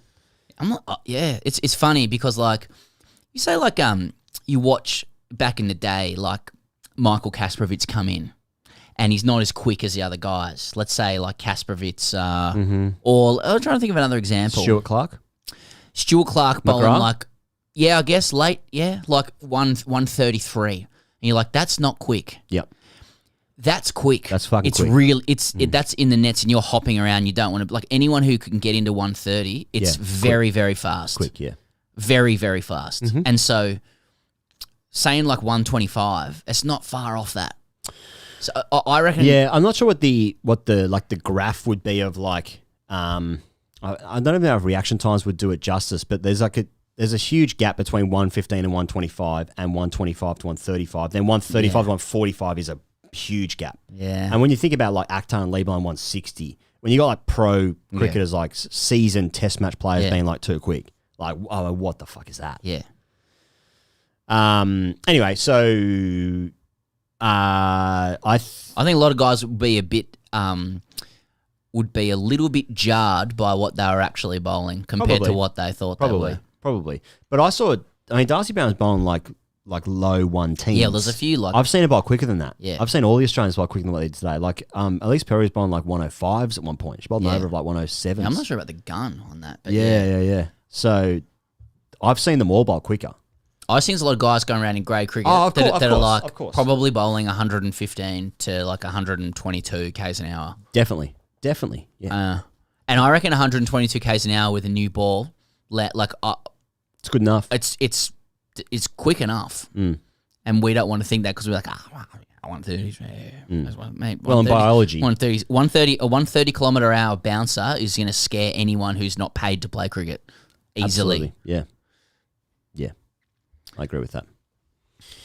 I saw it wasn't Abhishek. I've got it here. It's Ash Wamed Patola. Thanks for that. Important question. S.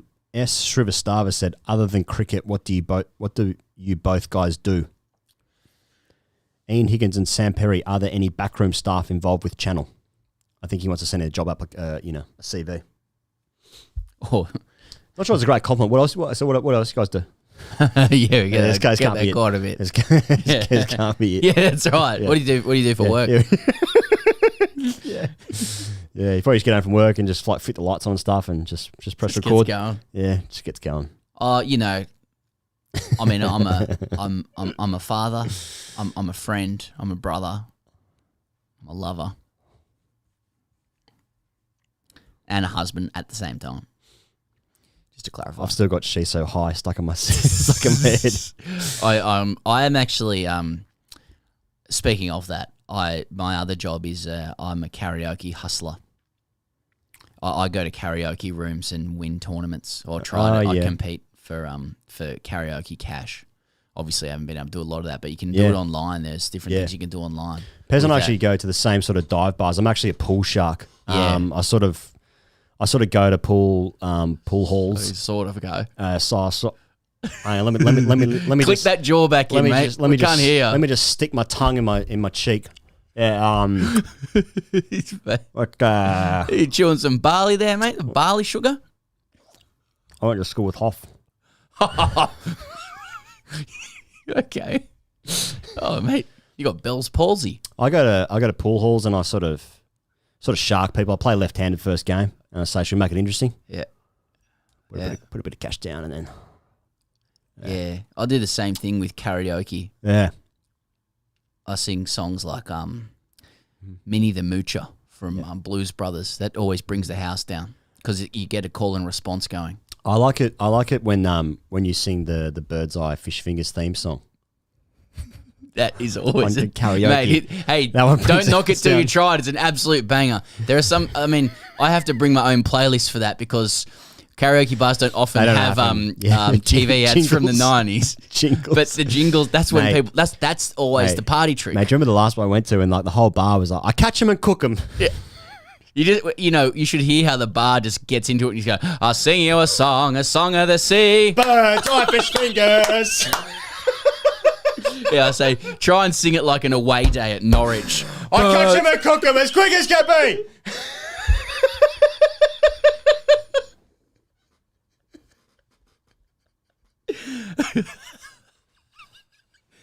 Yeah, so that's what we do. And then, this is a bit of a side hustle sort of thing. So Australia won the toss and sent India in. And Mandana's got off to a ripping start. Monya came out and tied the batters down. She got a wicket.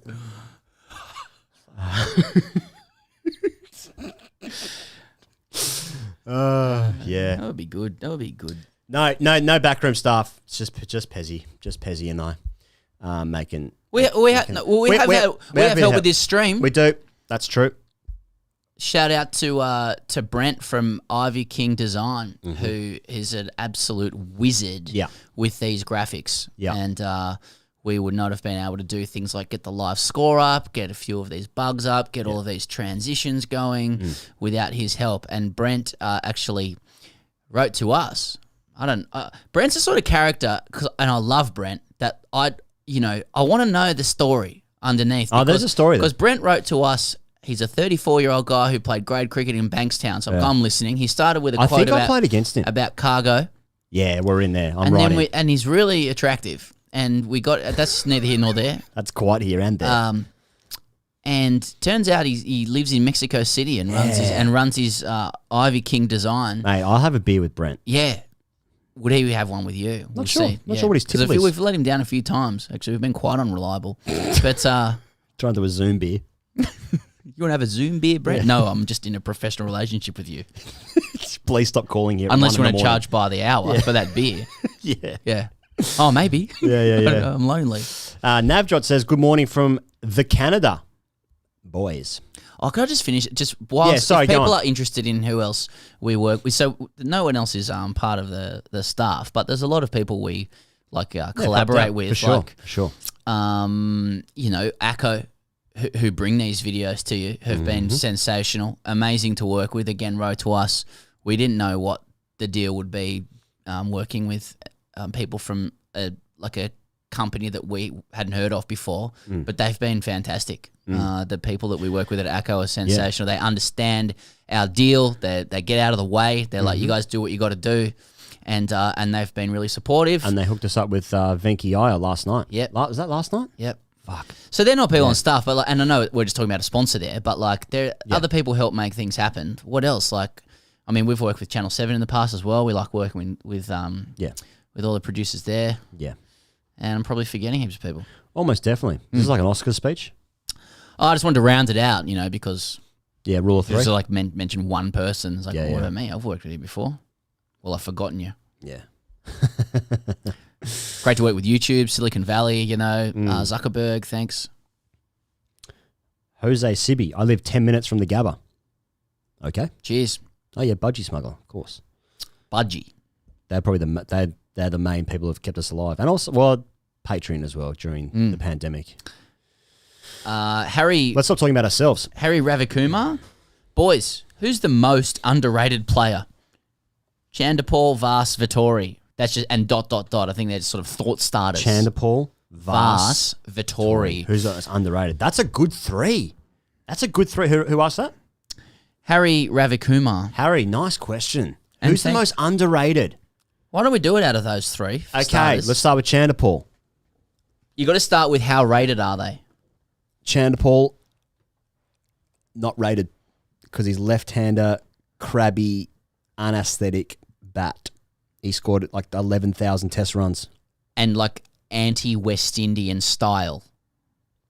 Incongruous to what we want to associate stereotypically with West Indian cricket. Because he wasn't big. He wasn't had the rigged. Flair of the Caribbean without the power and destruction. He was an acquirer of runs. And why don't we call it for what it is? Rig not thick enough. But it's probably a thick rig. It wasn't a thick setup. It's probably a thick rig with a smallish head. I wonder how tall he is. He's probably big and thick. He's probably thick. He wouldn't be 6 foot though, surely. Nah. Anyway, okay. So, but he is in the top 5 or 6 run scorers ever. Would that be right? I think he's got past 10,000 test runs. I know that. I think it's about 11,000. I remember he had a lot of runs. Yeah, I remember. That's the one thing I do remember about Shivnarine Chandapal. He had a lot of runs. We should try and speak to him actually. Chaminda Vas. I think great one-day player in that great Sri Lankan team. And Dan Vittori. I feel like it's a hard one to answer because in certain circles, a lot of these guys are rated. Dan Vittori is highly respected. He got better the older he went. His batting became really good. He got 2 or 3 test hundreds. When he'd play against Australia, he was a genuine threat. It was you got to see this Just code see off. this code off and you'll win. Yeah. And Chaminda Vas was one of the higher performing recognisable Sri Lankan players. If I'm right, I think Chaminda Vas got a hat-trick with the first 3 balls in a World Cup game, maybe in 2003, against maybe Bangladesh. Can someone tell me if I'm right? I think that's right, though. I think he's also got a double hat-trick. No, maybe he got 4 wickets in that over or 5 wickets in that over. Some ridiculous shit. But it's all relative to where they should be, because I think you could run an argument that the most underrated player in world cricket in the history of the game is Jacques Kallis. Agreed. I agree with that. Because he's like, but he's so highly rated. It's like not enough. Not enough. See, for me in that 3, I'm going to go with Chanderpaul. But his problem was as well that he was Brian Lara and Sarwan runs as well, and so it gets a little bit taken away because was Chanderpaul ever the best player? Not on that level. No, he's not. Sorry, you're right. I'm wrong to include him in this. That's my bad. But like Chanderpaul was never the best player in this team. Thorough apology. Don't you reckon Chanderpaul was never the best player in the team? I think he actually was after Lara left for a bit, but after Lara left, West Indies were shadows. Yeah, real shadows. Which was sad shadows, and he was the figure of the shadowy exit from West Indies from our minds. Where does Jacques Kallis, part of his numbers are his slips catching, and where does the catching come into it for you? Big. It's big, mate. I mean, how are the mitts on it? Mitts and bucket hands are everything. Now there's a setup. There's chest everywhere with Jacques Kallis. I mean, in Australia, like we can talk for a long time about Shane Watson, in that respect. People forget Shane Watson fielded first slip and was an extremely safe pair of hands. I've been saying this well before he, we started working with him and came on the show and we became best friends. Yeah. He may well be the most underrated player in my entire lifetime anywhere. Like in any sport and actually in any function of life. No, people won't appreciate he's not going to watch this shit, but but he is up there with Australia's best ever white ball player, and he just won't be remembered like that. Would you agree with that? Do you think it's a ridiculous shout? I think that knowledgeable judges would include him in a conversation about it. I mean, I think Ricky white Ponting ball. is test. Yeah, I know you said white ball. Yep. Yeah. Ponting's record is amazing. Yeah. It is hard because Ponting is just upper echelon. There's tiers with this shit, right? It's like in football. Like Steve Waugh is a white ball player because people forget even before we were born. He bowled so much. He bowled, yeah. So it was 192 wickets or something. Do you remember the end of his career? He tried to get to the 100 Test wickets. He started bowling again.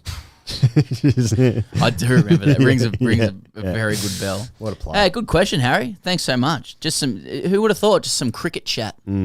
Would permeate this conversation. Yeah, Shane Watson's very respected here. I presume you're in India. Jack Slaughter wrote in, Kallis caught COVID in 2003. Walter Mitty.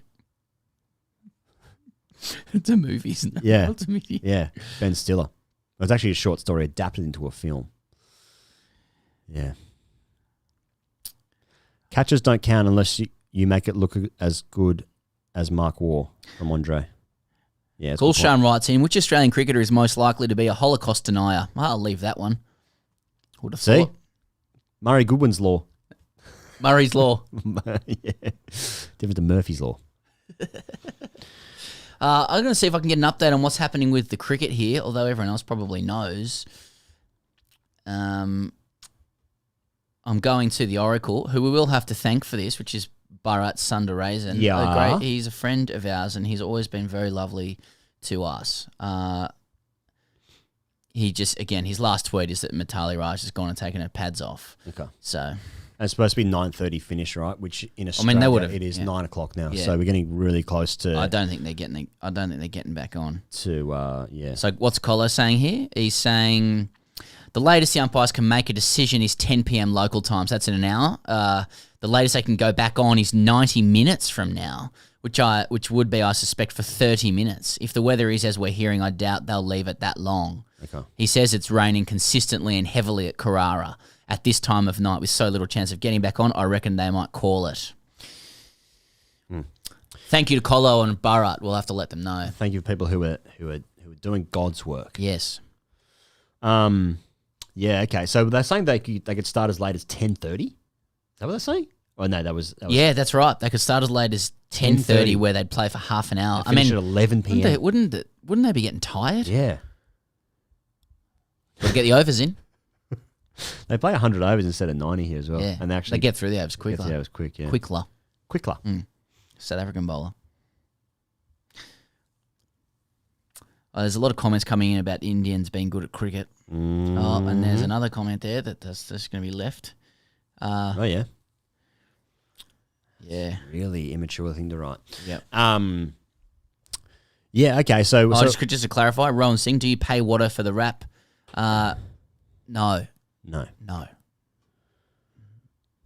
I was going to say, so what are we looking at here? So we're not going to, like you and I aren't going to wait around for another hour and a half to see if they start, but they're saying that they might call it off earlier than that. Yeah, that's right. I think we'll take a few more questions, see if, we can get a little roll on. We're going to do a shift till 9:30. Yeah. Oh, yeah. But if they call it, then, we'll cut it. Yeah. And present this demo to all the partners who want to take this forward. That's right. Who's operating the scorecard? It's just on the platform that we have. We're just trying to bring a couple of elements to you guys. So we are operating that.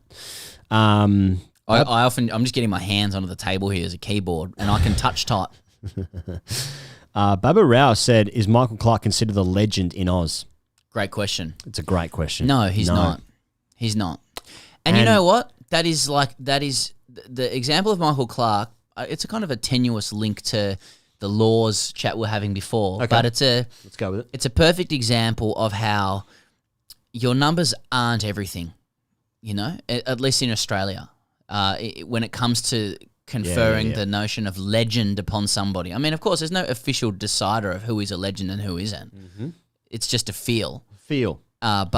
But sort it of is like a quite social respect, quite universal that Michael Clarke, despite having he scored over 10,000 test runs, didn't he? No.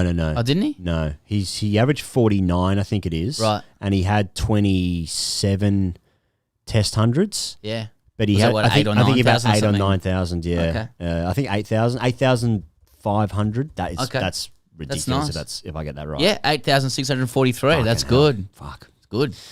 So despite that number of runs and all the centuries and being test captain and winning a one day World Cup in Australia, boy wonder came into the side, 100 on debut. Mates with Waugh. New South Wales. Yep. He had the whole package. He was the chosen one. Yep. And he doesn't have that. He doesn't command that respect in the country. No. Again, a person who, I mean, it's not even like polarizers. There's not that many defenders of him. No. There are some, of course, and I think cricketers especially will always respect the record of Michael Clarke. I mean, I remember Kerry O'Keefe commentating when Clarke had scored an early Test 100 in his career, saying everybody just needs to sit back and enjoy this guy scoring 20 Test 100s because that's what's going to happen. Who said that? Sorry, Kerry O'Keefe said that about Michael Clarke. Yeah, and right. He really was, and he's a good-looking batsman. He's a best since Bradman candidate. Like he's in that kind of chat. Just because he's around Ricky Ponting, doesn't mean that he should be out of that chat. Like he really did it the way that we ask our captains to do it, to be a prodigal, prodigy bat who then captains the side. And his tactical nous as a captain was probably the best in the modern era in Australia. The way he was able to work a spinner, the way he was able to manipulate a game. And we would kill for that kind of tactical nous now, except he just fell down when it came to his manner with other people. Yeah. And then, I mean, there's just too many people who would back that up. Yeah. Just like the leadership qualities of a captain, but in terms of a tactical captain, maybe the best since I don't know, was Steve Waugh good, or did he just have a fucking amazing team? Border? I don't know. It sort of blurs when so like you're Alan too Border, young to I've got to say one thing about Alan Border. Yeah. Shane Warne, and he doesn't talk about this that much anymore, but Alan Border was an enormous believer in Shane Warne when Shane Warne came into the side. So AB was his captain. And Warne was, obviously raw talent, but not polished at all. And Border kept giving him the ball and supporting him. And then Warne would go on to say that Mark Taylor was an excellent tactical captain to him. And it dropped off for a bit. And then they lost the records. There was and then Potty became captain. There was a fire. Yeah. Steve Waugh tactically, I mean, I think his side was so good. He had such great cattle, Angus beef, massaged every day. Yeah. That he only needed to ensure people were happy and not bored. Yeah, basically. And they basically did that by sledging. Yeah. And going to Gallipoli and shit. Wearing their baggy greens in different places because they were bored. Mate, They were a cat playing with a mouse. Mate, think of the blokes and the egos in that team, and like if they didn't win a game, like if they lost a series, or whatever. Like, I guess they didn't know 5, but by then there was sort of they had something to build off again, because then they smashed England like 12 months later. But like the fracturedness of that team must have been incredible if they ever lost a game or a series, but they never did. They won everything. Yeah. So like you just keep the team winning, they're happy, everyone's scoring runs, everyone's taking wickets, same team. I really want to know more about McGrath in that team, because, like, now I want to know how much I should reveal. No, not reveal, but like, you better clarify. As in the hierarchy of the alpha in the dressing room, in terms of like, everyone thought that like McGrath was a pest, and Warne would like dominate everyone, but he couldn't dominate McGrath, and he couldn't figure him out. That's just what I've heard. And McGrath would never so everybody in that team sort of, it's complicated, but they call Warne king because they defer in a sporting sense to the majesty of it. Like Warne is above everybody else in my mind. Like just as a cricketer, it was too good. The art, the everything about it, and the lifestyle. And so they defer on that sense, and Warne did what he wanted. I think he was a figure of like derision sort of behind their backs a little bit, and maybe even a bit tragic and on his own a bit. But McGrath didn't even like call him king or anything, which is funny. I feel like they have a special friendship, Warne and McGrath, where like in behind closed doors, like if they had a beer together, they could just wink and go like, "It's us. We're doing this." I kind of think, though, they'd sit at a bar and Warne is just texting like 15 different people, and then McGrath's there with like baggy jeans that are tucked into like dad New Balance shoes. Reading a brochure about shooting animals. That's what they're doing. But no one's talking. Yeah. They live in two different worlds. I reckon if they were to talk about cricket, they'd be doing it. No, they'd chat, but Warne's eyes would be down and McGrath's would be down, so thuld just be... it's like an old married couple. Yeah. Oh, I see. It's like, we did it again today, Pidge. What do you do for work? Yeah. Who's your favourite Oz commentator? Simon Hill. Warne when he does Sky. Wow. I really like when Warne talks about cricket. I really like it. You can see the brain move, like working, the genius of it. He has blind spots cricket-wise. He's a absolutely, don't we all? He's like a, what's the word? Like he's like a tortured loyalist. Once he has like a first impression about someone, that's it. But don't like when Warne goes off on one, like, and he's deep into the game and he starts on with tactics. I'm like, I'm fucking all in. I'm all in for the first part. He's got a real problem repeating himself. Do you know when he gets his head into something though? And he gets really, really focused on it. Yeah. But it's usually right. Yeah. He is usually right. I'm just trying to think of other like commentators I really like. Richie. Ponting. Ponting's probably the best. I don't know, but I would say that, wouldn't I? If I can do anything for Ponting. Sort of like a Mark Waugh guy. Yep. Nah. Do you know who I like as a presenter? Brendan Julian. Oh, yeah. I really like Brendan Julian. I agree. And he's also I think he's unaware of how alpha he is. Or is he aware? Is he so aware that... He's in... Is that... What show is that? Is it Curb? No, it's 30 Rock. Yep. Where Alec Baldwin is talking about living in the bubble. Or others who, like good-looking people live in a bubble. You probably do this. Yeah, we do this, yeah. You're not aware of the advantages you get and the way that you're overlooked, the way that people overlook weaknesses and stuff because they're sort of transfixed by the appearance of it. Okay. All right, if I can accept it too easily. But I think that's Brendan Julian a little bit. It's just like, mate, look at him. He's fucking 10 out of 10. He's 10 out of 10. He'd just be gawked at, professional athlete, well-spoken, just everything. He's got the entire package. Why'd you need to be smart when you just get that much attention? Yeah. For me, well, as you know, I tell you, he's not in my top 10. You want to do that one? Michael Holding. I tell you, I think my favourite one is NASA in the world. He's obviously not Australian, but I think I really like David Gower as well. I really like all this guy. Has he got punted by Sky? I like Atherton. Yeah. Ian Ward's a good presenter as well. Yeah, a lot of them are very good. I mean, I like Mark Butcher. Oh, Butcher's, yeah. Butcher's my favourite free agent. Yeah. Like, Cowan's good as well. Just talking about when Ed Cowan's on radio and he's engaged in a cricket conversation, he's very erudite. Good. And he's straight. I mean, what you look for in a cricket commentator for me is that kind of strength of opinion from the pavilion that is like practical, entertainingly communicated and like insightful. Unfortunately, I think there are commentators who are, and I understand it, but they're quite hamstrung by a lot of their relationships, with players and an unwillingness to, I guess, amplify opinions about people that is going to reflect badly on that person, because you have to face them. Because a lot of players are still, and I think this is the problem. Like,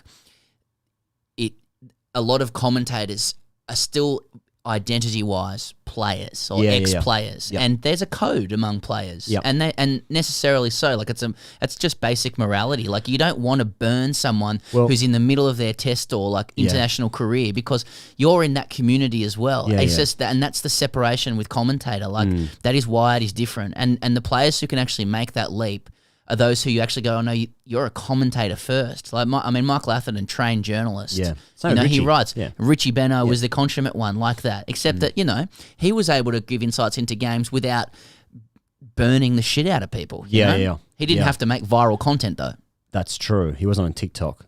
He would have fucking taken off on TikTok though. Taken off on TikTok. Ian Bishop. I like Ian Bishop. Keyshaw, welcome to Coat. Thank you. Pommy and Bangwa. Someone's got Chris Rogers. He's an excellent commentator. Yeah. I think Chris Rogers is a very good commentator. I've seen a lot of Indians say that Shastri is a great commentator. I don't know if I've ever heard Shastri commentate. He must be. Just I think you would have a lot. Yeah. He describes every boundary as going like a tracer bullet. Yeah. Okay. I'm not going to impersonate on that theme of like protecting players and stuff. That was my observation anyway about like Dinesh Karthik, who was a current player, who was like just talking about his friends, like as if he's gonna burn them. Yeah. Oh, and especially like, and we've learnt this. Especially, it's particularly sensitive in India because the hype around cricket is like inconceivable for other countries, like as Australia included. Like we just, until you see it, you understand why players are just deferential to all their mates because why would you throw somebody in the shit? Like, because you're going to get absolutely burnt the whole time. Yeah. So this is why we say, a good commentator who's played the game is so valuable because they obviously have courage in their convictions to express their opinion. Mm-hmm. They have those opinions. They can do it in a way that they can defend and clearly, they put that first over PR for current players. Thoughts on Healy wearing the player mic in a test match? Now, this is something I am big on. I fucking hate it. I hate it. And I'm okay. And it's also okay if other people really enjoy it because that's surely what the benefit must be because people must be enjoying it. For me, I fucking hate it. And I think I hate it because, first of all, I never get any insight into the game. I find it distracting that these guys are at work in their professional setting. They're trying to do their best for their country and they want to have a fucking chat upstairs with the commentators about what their favorite fucking pizza toppings are. Get in the bin. Never any insight, never any benefit. They're often whispering because the bowler's running in. It's like if you were talking in a third grade game to the guy at cover, you'd be like, mate, can you shut the fuck up? Like in a test match? Come on. But, it's all about trying to get access and it's a TV show and we're just trying to create elements and they're throwing to guests in studios and to players in the field. We're talking to the coach on the sideline, people at the ground. It's all just a big TV production. So that's what it's there for, to try and get people more engaged with and stuff. I understand that. But for me, it brings like an amateurishness to the sporting contest. How can you possibly be at your very best in that moment if you're a wicketkeeper and you're up to the stumps and you're talking about who's bowling off spin and you're trying to whisper because the batsman's like me to the camera away? Like, yuck. It's yuck. I don't like it. It's the slow creep of cameras into the game itself. You Big know, brother. like as administrations seek more value, as they seek more money for their TV rights, like for their content, you know, TV companies or media outlets will seek more value because they operate off the principle that the closer you get to the players and the more you make the audience feel like they are part of it, they're in the dressing room, they're playing, they're mates with everybody. They're mates with them. The more they'll tune in, the more ads you can sell. And like I mean, it's a very basic idea. Yeah. And you know, it's the confluence of like, you know, professionalism, commercialism, and sport, and where they actually clash with each other. Like there is a point where if you creep in too much, and someone would say it's already happened, you know, you're actually going to impact the quality of play. If you've got, you know, like if Elisa Healy has to catch a ball to save her life, do you think she wants to do that with a microphone, having to tell everybody about Battery pack in a tucked into the back of her pants? Yeah. But on the flip side, you know, it's an old school, and like I think I agree. Like I don't need that level of access. Sure. Those who pay for the content are thinking, you know, like, how can we make this more interesting? And it just goes to show that, like, if you're a TV executive, this is a TV show. So if Elisa Healy speaking brings people brings eyeballs to this, what's the problem? You guys will pay you more money. You get money. Your business works. My business works. And the trade-off is that she's got to talk a little bit. And as you say, the talk is trash. I mean, she would, like Elisa is just using as an example, would agree with that. I mean, you know, it's like, at what point will fans go, I don't need this much. I don't need it. Yeah. Is anyone giving that feedback, or is it just people just think that they love it because they keep saying like it's great access and stuff? I don't know. Like, I mean, you're right. And maybe that's a bit of a dated viewpoint that I have. How far is it going to go? Like, I think for me, because it started with like T20 stuff, right? Remember the beginning of international T20, they had nicknames in the back, and it was all a bit of a laugh, you know? It was all a bit James Hopes was Catfish. Yeah, it was a bit, Jason Crozier was Subway for some reason. Never really understood that. I can't believe I'm fucking having to watch a replay of Headingley, by the way, while this is going on. Anyway. So, mate, no, they're interviewing Nathan Lyon, and he's going to have to talk about this for the rest of his life. Bastard. Oh no, here's the runner. Fucking hell. I can't watch it. Hit a sprinkler head. That's very funny. As he said on our show. Good for him. Yeah. Being able to laugh at it. I mean, I can't. Here's a question. Hey, boys, why Aussie always cheats? Because we like it. It's actually part of our constitution. What do you think he goes is like... LBW. Oh, God. No, but what I was going to say about T20, and so like that was the creep in, you know, it's all about like the big bash and the lights and new teams, and like we're trying to give people a new way to watch cricket, and that's cool. I totally get that. But when it starts creeping into the test matches, and now like the Flying Fox comes down and Steve Smith's on 110 during like a drinks break, and Brendan Julian or Mike Hussey, they're having a chat with him, and it's like, mate, what are you looking at here? He's like, oh, mate, we're just going to try and bat till, try and just bat time here and just try and get, you know, it's like... second year ball's coming up. What are we learning from this? But I've been a fan all my life, and I'm going to keep watching. You know, that's not... There's very little things that make me stop watching. Like some people will tweet, oh, no, that's it. I'm not watching this anymore. Oh, the players are taking a knee now. I can't watch this anymore. Were you ever really watching? Or do you just want to tweet about that in the Ingret, you fucking coat? Bit of Godwin's law there. Just talk long enough when it comes back to BLM. Yeah, that's right. I just wonder, like, where the the desire to get closer to a player, like where it ends. Like, how far can you push it? Like, are we just going to get into a VR world where the test starts at 10:30 and you're like, I just put some fucking goggles on and I'm playing?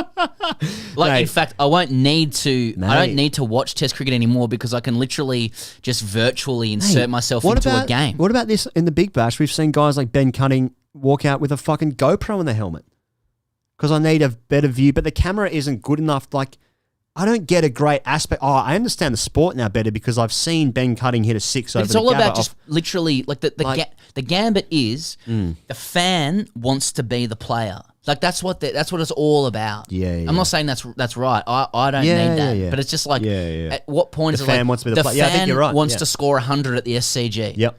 How can we create a product? How do we get them there? That just it's like, okay, we're gonna live vicariously through the players. That's what we do. We like, that's what stories are. That's why we watch stories. We're like we're sort of getting mirrors into our lives and ways of understanding things. But like, that, we're seeing the flying fox come down to Steve Smith. So it's the POV view, which a lot of people like POV. It's very popular. A lot of people like POV. And so it's not so much what Steve Smith's saying, it's that I'm looking at Steve Smith talking to me in a test match. Yeah. You know what I mean? He's stuck in the laundry again.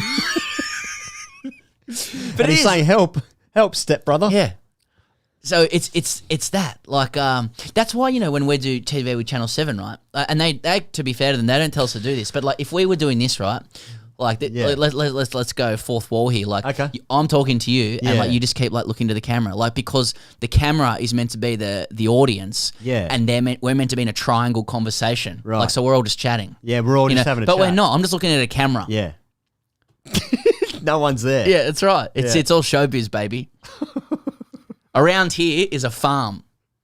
It's all make believe. But yeah, like where does it end? Like Fox Sports go into the dressing room after Australia's won a series. The players are sitting around awkwardly. They want to get nude and shower each other with alcohol. Desperate to shower and then he's sitting there just people. Going, oh yeah. Like it's like, no, you like if you go in POV, oh, I'm an Aussie player now. But there's obviously at the same time some of these networks, like the technology and stuff they have, like the roving camera, the flying fox is like it fucking looks awesome, right? Like as a visual thing, it's just like it was like delving into like talking to players and getting in their grill too much. Like, how much do we want like our bowling attack to just be our best mates? That's all we're looking for. Just be. I just want to have a beer with Camo and Starkey and Gaz and Hoff. Just want to know them, and they know me. And when you see them in public, they want to know you. Yeah. Is Higo secretly in love with Javo? I love that we're trying to have this deep chat about like the slow creep of media into sport. Yeah. And guys are just sitting there going like, Higo's in love with Javo.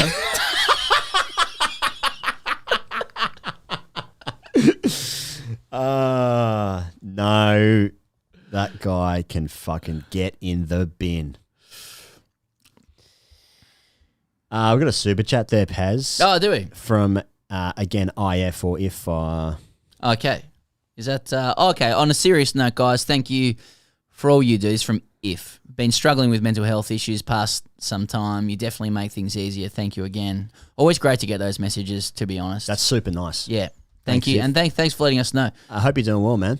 And that means the world to me. Less so for Pez. He's actually spoken privately about that. He doesn't really care for that stuff. But but for me, he's actively anti. He's actually he's a fuckwit. Not many people know that. Oh, I'm a good sport. That's what Dad told me. Timey kangaroo down, sport. We go the shears. Yeah, no, it is really nice when people send those in, yeah, At the same time, Navneet said Ian Higgins should sit on the chair where Sam Piri is sitting. Why you guys have changed your chair? You look better sitting in your chair. Change your chair. So, different messages from different people. So, keep that in mind. We haven't changed chairs though. Someone said that last time. We always sit in the exact same space. Do you want me to come back with you?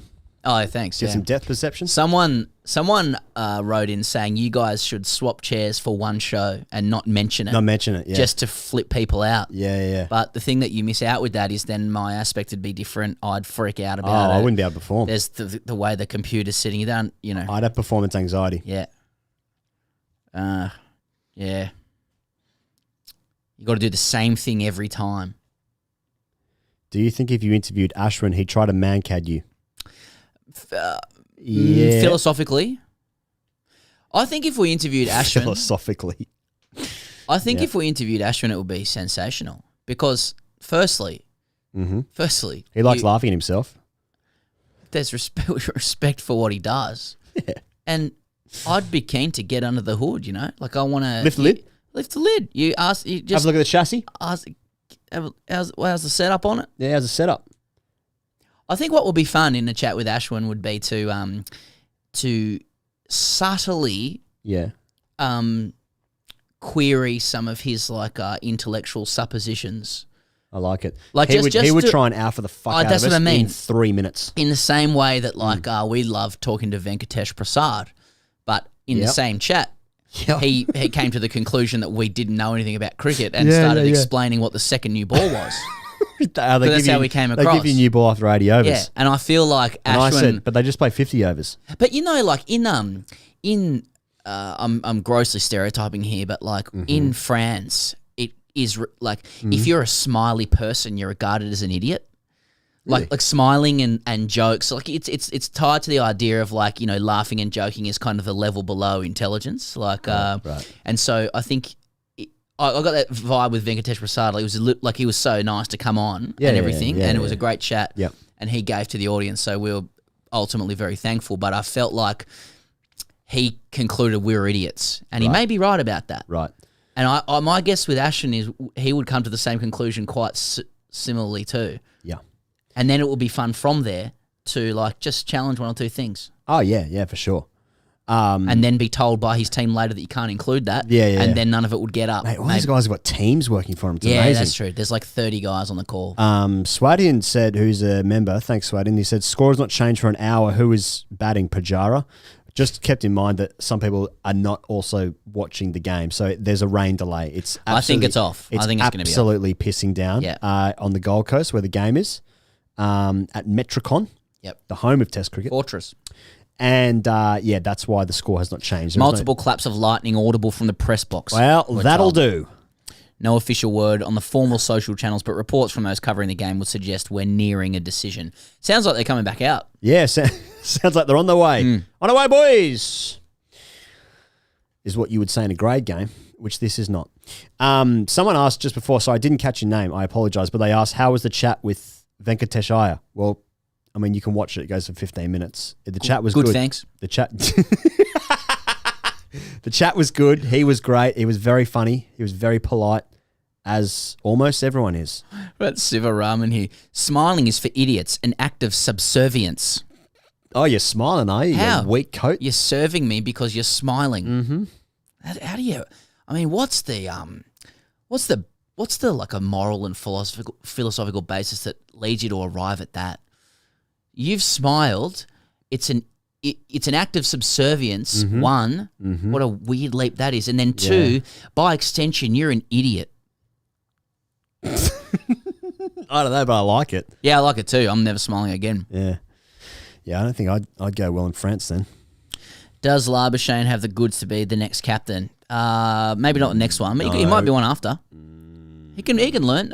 Everyone can learn and grow. Yeah. He's not ready now. Everybody can learn and grow. Yeah, I like that. I think he's got something about him. Sharat says, thank you for the super chat, brother. He says, would love the great cricketer to get to Dubai and cover the World Cup and take the mickey out of all the players. Well, the good news is that you don't need to go to Dubai and break the law from Melbourne because you can just do it from your own studio in Melbourne. I would love to go to Dubai and cover it. So would I, we can't go more than 15 Ks currently. So there's that. So we will be covering the World Cup. That should go without saying. We haven't figured out our schedule just yet, but we're covering the World Cup. And it kicks off with a bang, doesn't it? Because it's Australia, South Africa first game and India, Pakistan on the same night, I'm pretty sure. It's the first 2 days anyway. Right. Those are the first two games of the tournament proper because they're playing Sri Lanka and Namibia is actually the first game, I think. They're the qualifying teams play for the first week and then... And who are you supporting in India versus Pakistan?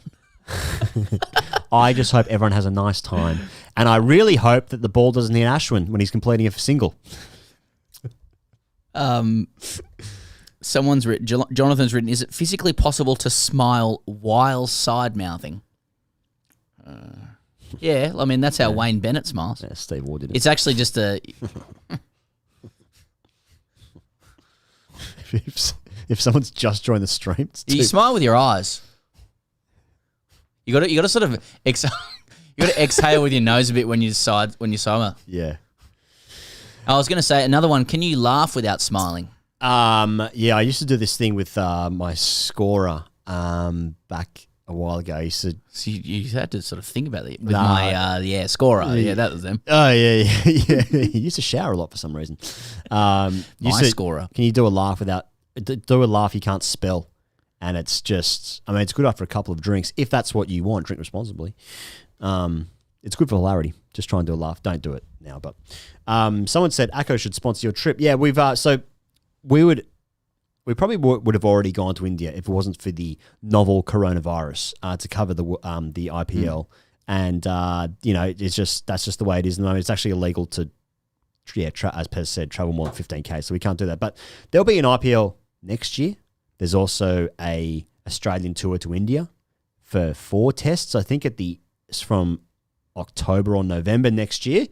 And then there's also a 50-over World Cup in 2023. There'll be lots of opportunities and reasons for us to be there. But it won't be whilst it is illegal for us to leave a 15-kilometre radius, which I believe Dubai is slightly outside of, as is India, which is a separate place.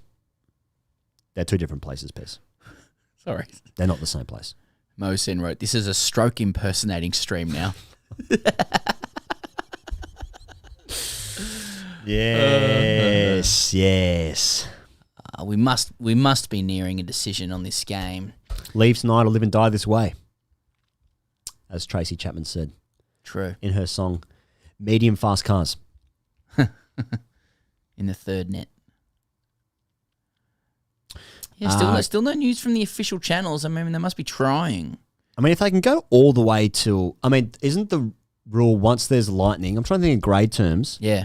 Back when I was playing grade, like if there was a flash of lightning, from that point, you'd have to wait another hour. That was half an hour. Half an hour, was it? Yeah. Half an hour. Yeah. Okay.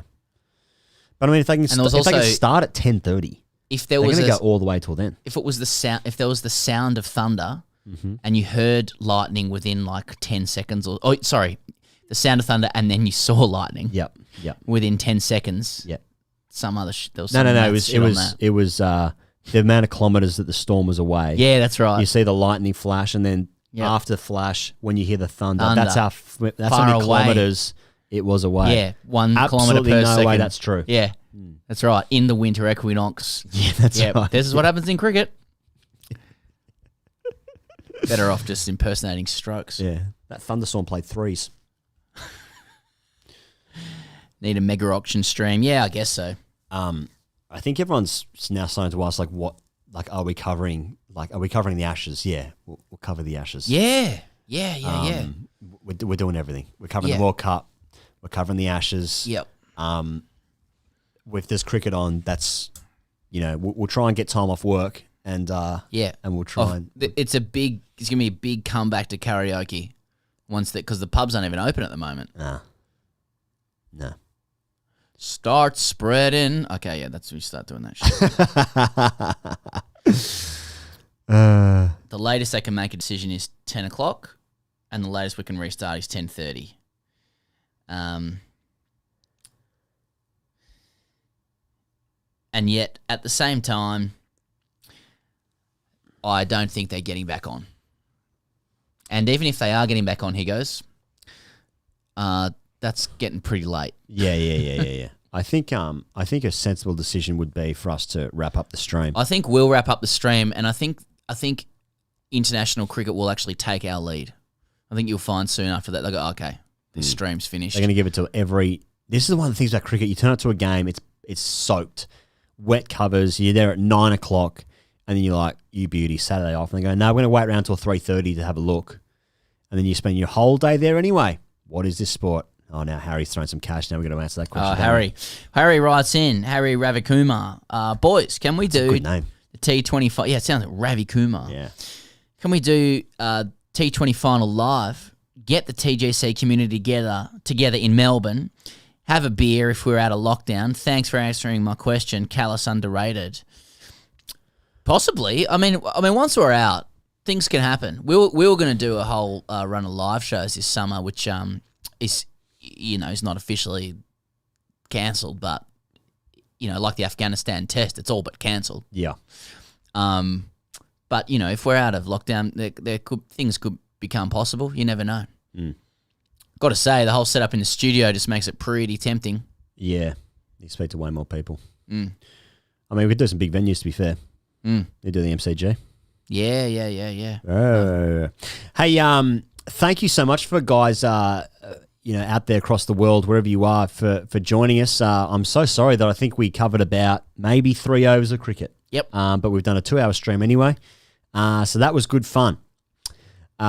So we will be back next week for the usual things of the IPL, which rolls on. There's actually only one more week proper of like full schedule IPL. Then there's the playoffs or the finals, whatever, after that. And then the World Cup starts. So, I hope you've enjoyed the last couple of hours. Thanks for all the questions. Thanks for all the comments. Thanks for the likes. Thanks for Akko helping us put this video on as well, of course. I tell you what, while we're here, I'm just looking at the amount of likes in this video. It's close to 1,000. Can we just bump it up? Can we just bump it up to 1,000? Because what happens, Higgos, when you get the likes to 1,000? Well, more people see it, but at this point, does any of this matter? Nothing is the answer. Yeah. Thanks for joining us. Have a great Thursday wherever you are. TGC, we've already recorded the hashtag TGC Fridays. That's going to drop in 2.5 hours on Patreon at patreon.com/Grey Cricketer, where we answer your questions in longer form. You can also find that via the join button there on our channel. Yeah, I can see those likes rolling up. Come on, get us to 1,000, baby. Hit those likes. Hit those likes. We can do close it like this an auction. I got 968. I got 968 likes. 968 likes. Okay, I got 9 downvotes. 9 downvotes. Now 9 downvotes. 973 are rolling up. We're getting close, baby. Hit that 1K. I know last time we did a video, we didn't have 1,000 likes. Weird flex. Any danger of a subscription? Oh, yeah. What's happened with the plateau of the interest in the IPL? Come on, guys. And ladies. So thanks very much for the last couple of hours. Have you had fun, Pez? Very much so. It's been great talking. It's been great chatting as always, guys. I hope we've made some laughs. We've made some laughs and some love. No, 997. Don't tease me now. We'll have a few. 1K, baby. Isn't that nice? Aren't the people nice? Yeah. Aren't they fantastic? Should have done that an hour ago.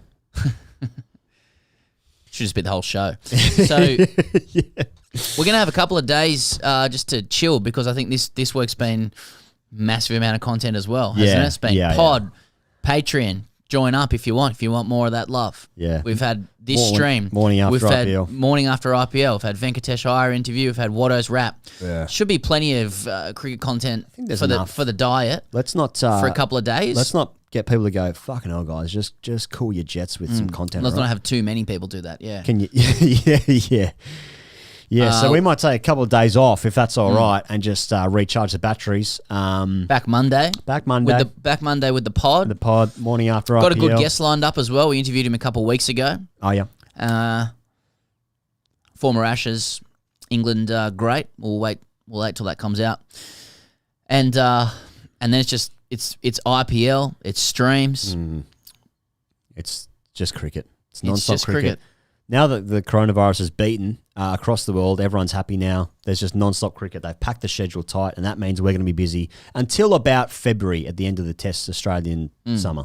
So that's good. Something to keep in mind. Yeah, that's right. So if you give us a couple of days off, that'd be nice. Fuck. Anyway, so that's a schedule. Thank you so much for the last couple of hours. Thank you to Pez. Thank you for the rain. And thanks to you, Higos. Thank you very much, mate, for dampening the mood. It's Thursday evening. And guess what, guys? That's Stumps. They heard us. Off to a circuit here, boys. India 1 for 132. Let's get in the tubs. Let's have a beer. One more time, if you've just joined. Here's the score. It doesn't matter anymore because day 2 will now become day 1. I call that India's day. Enjoy the rest of your Thursday.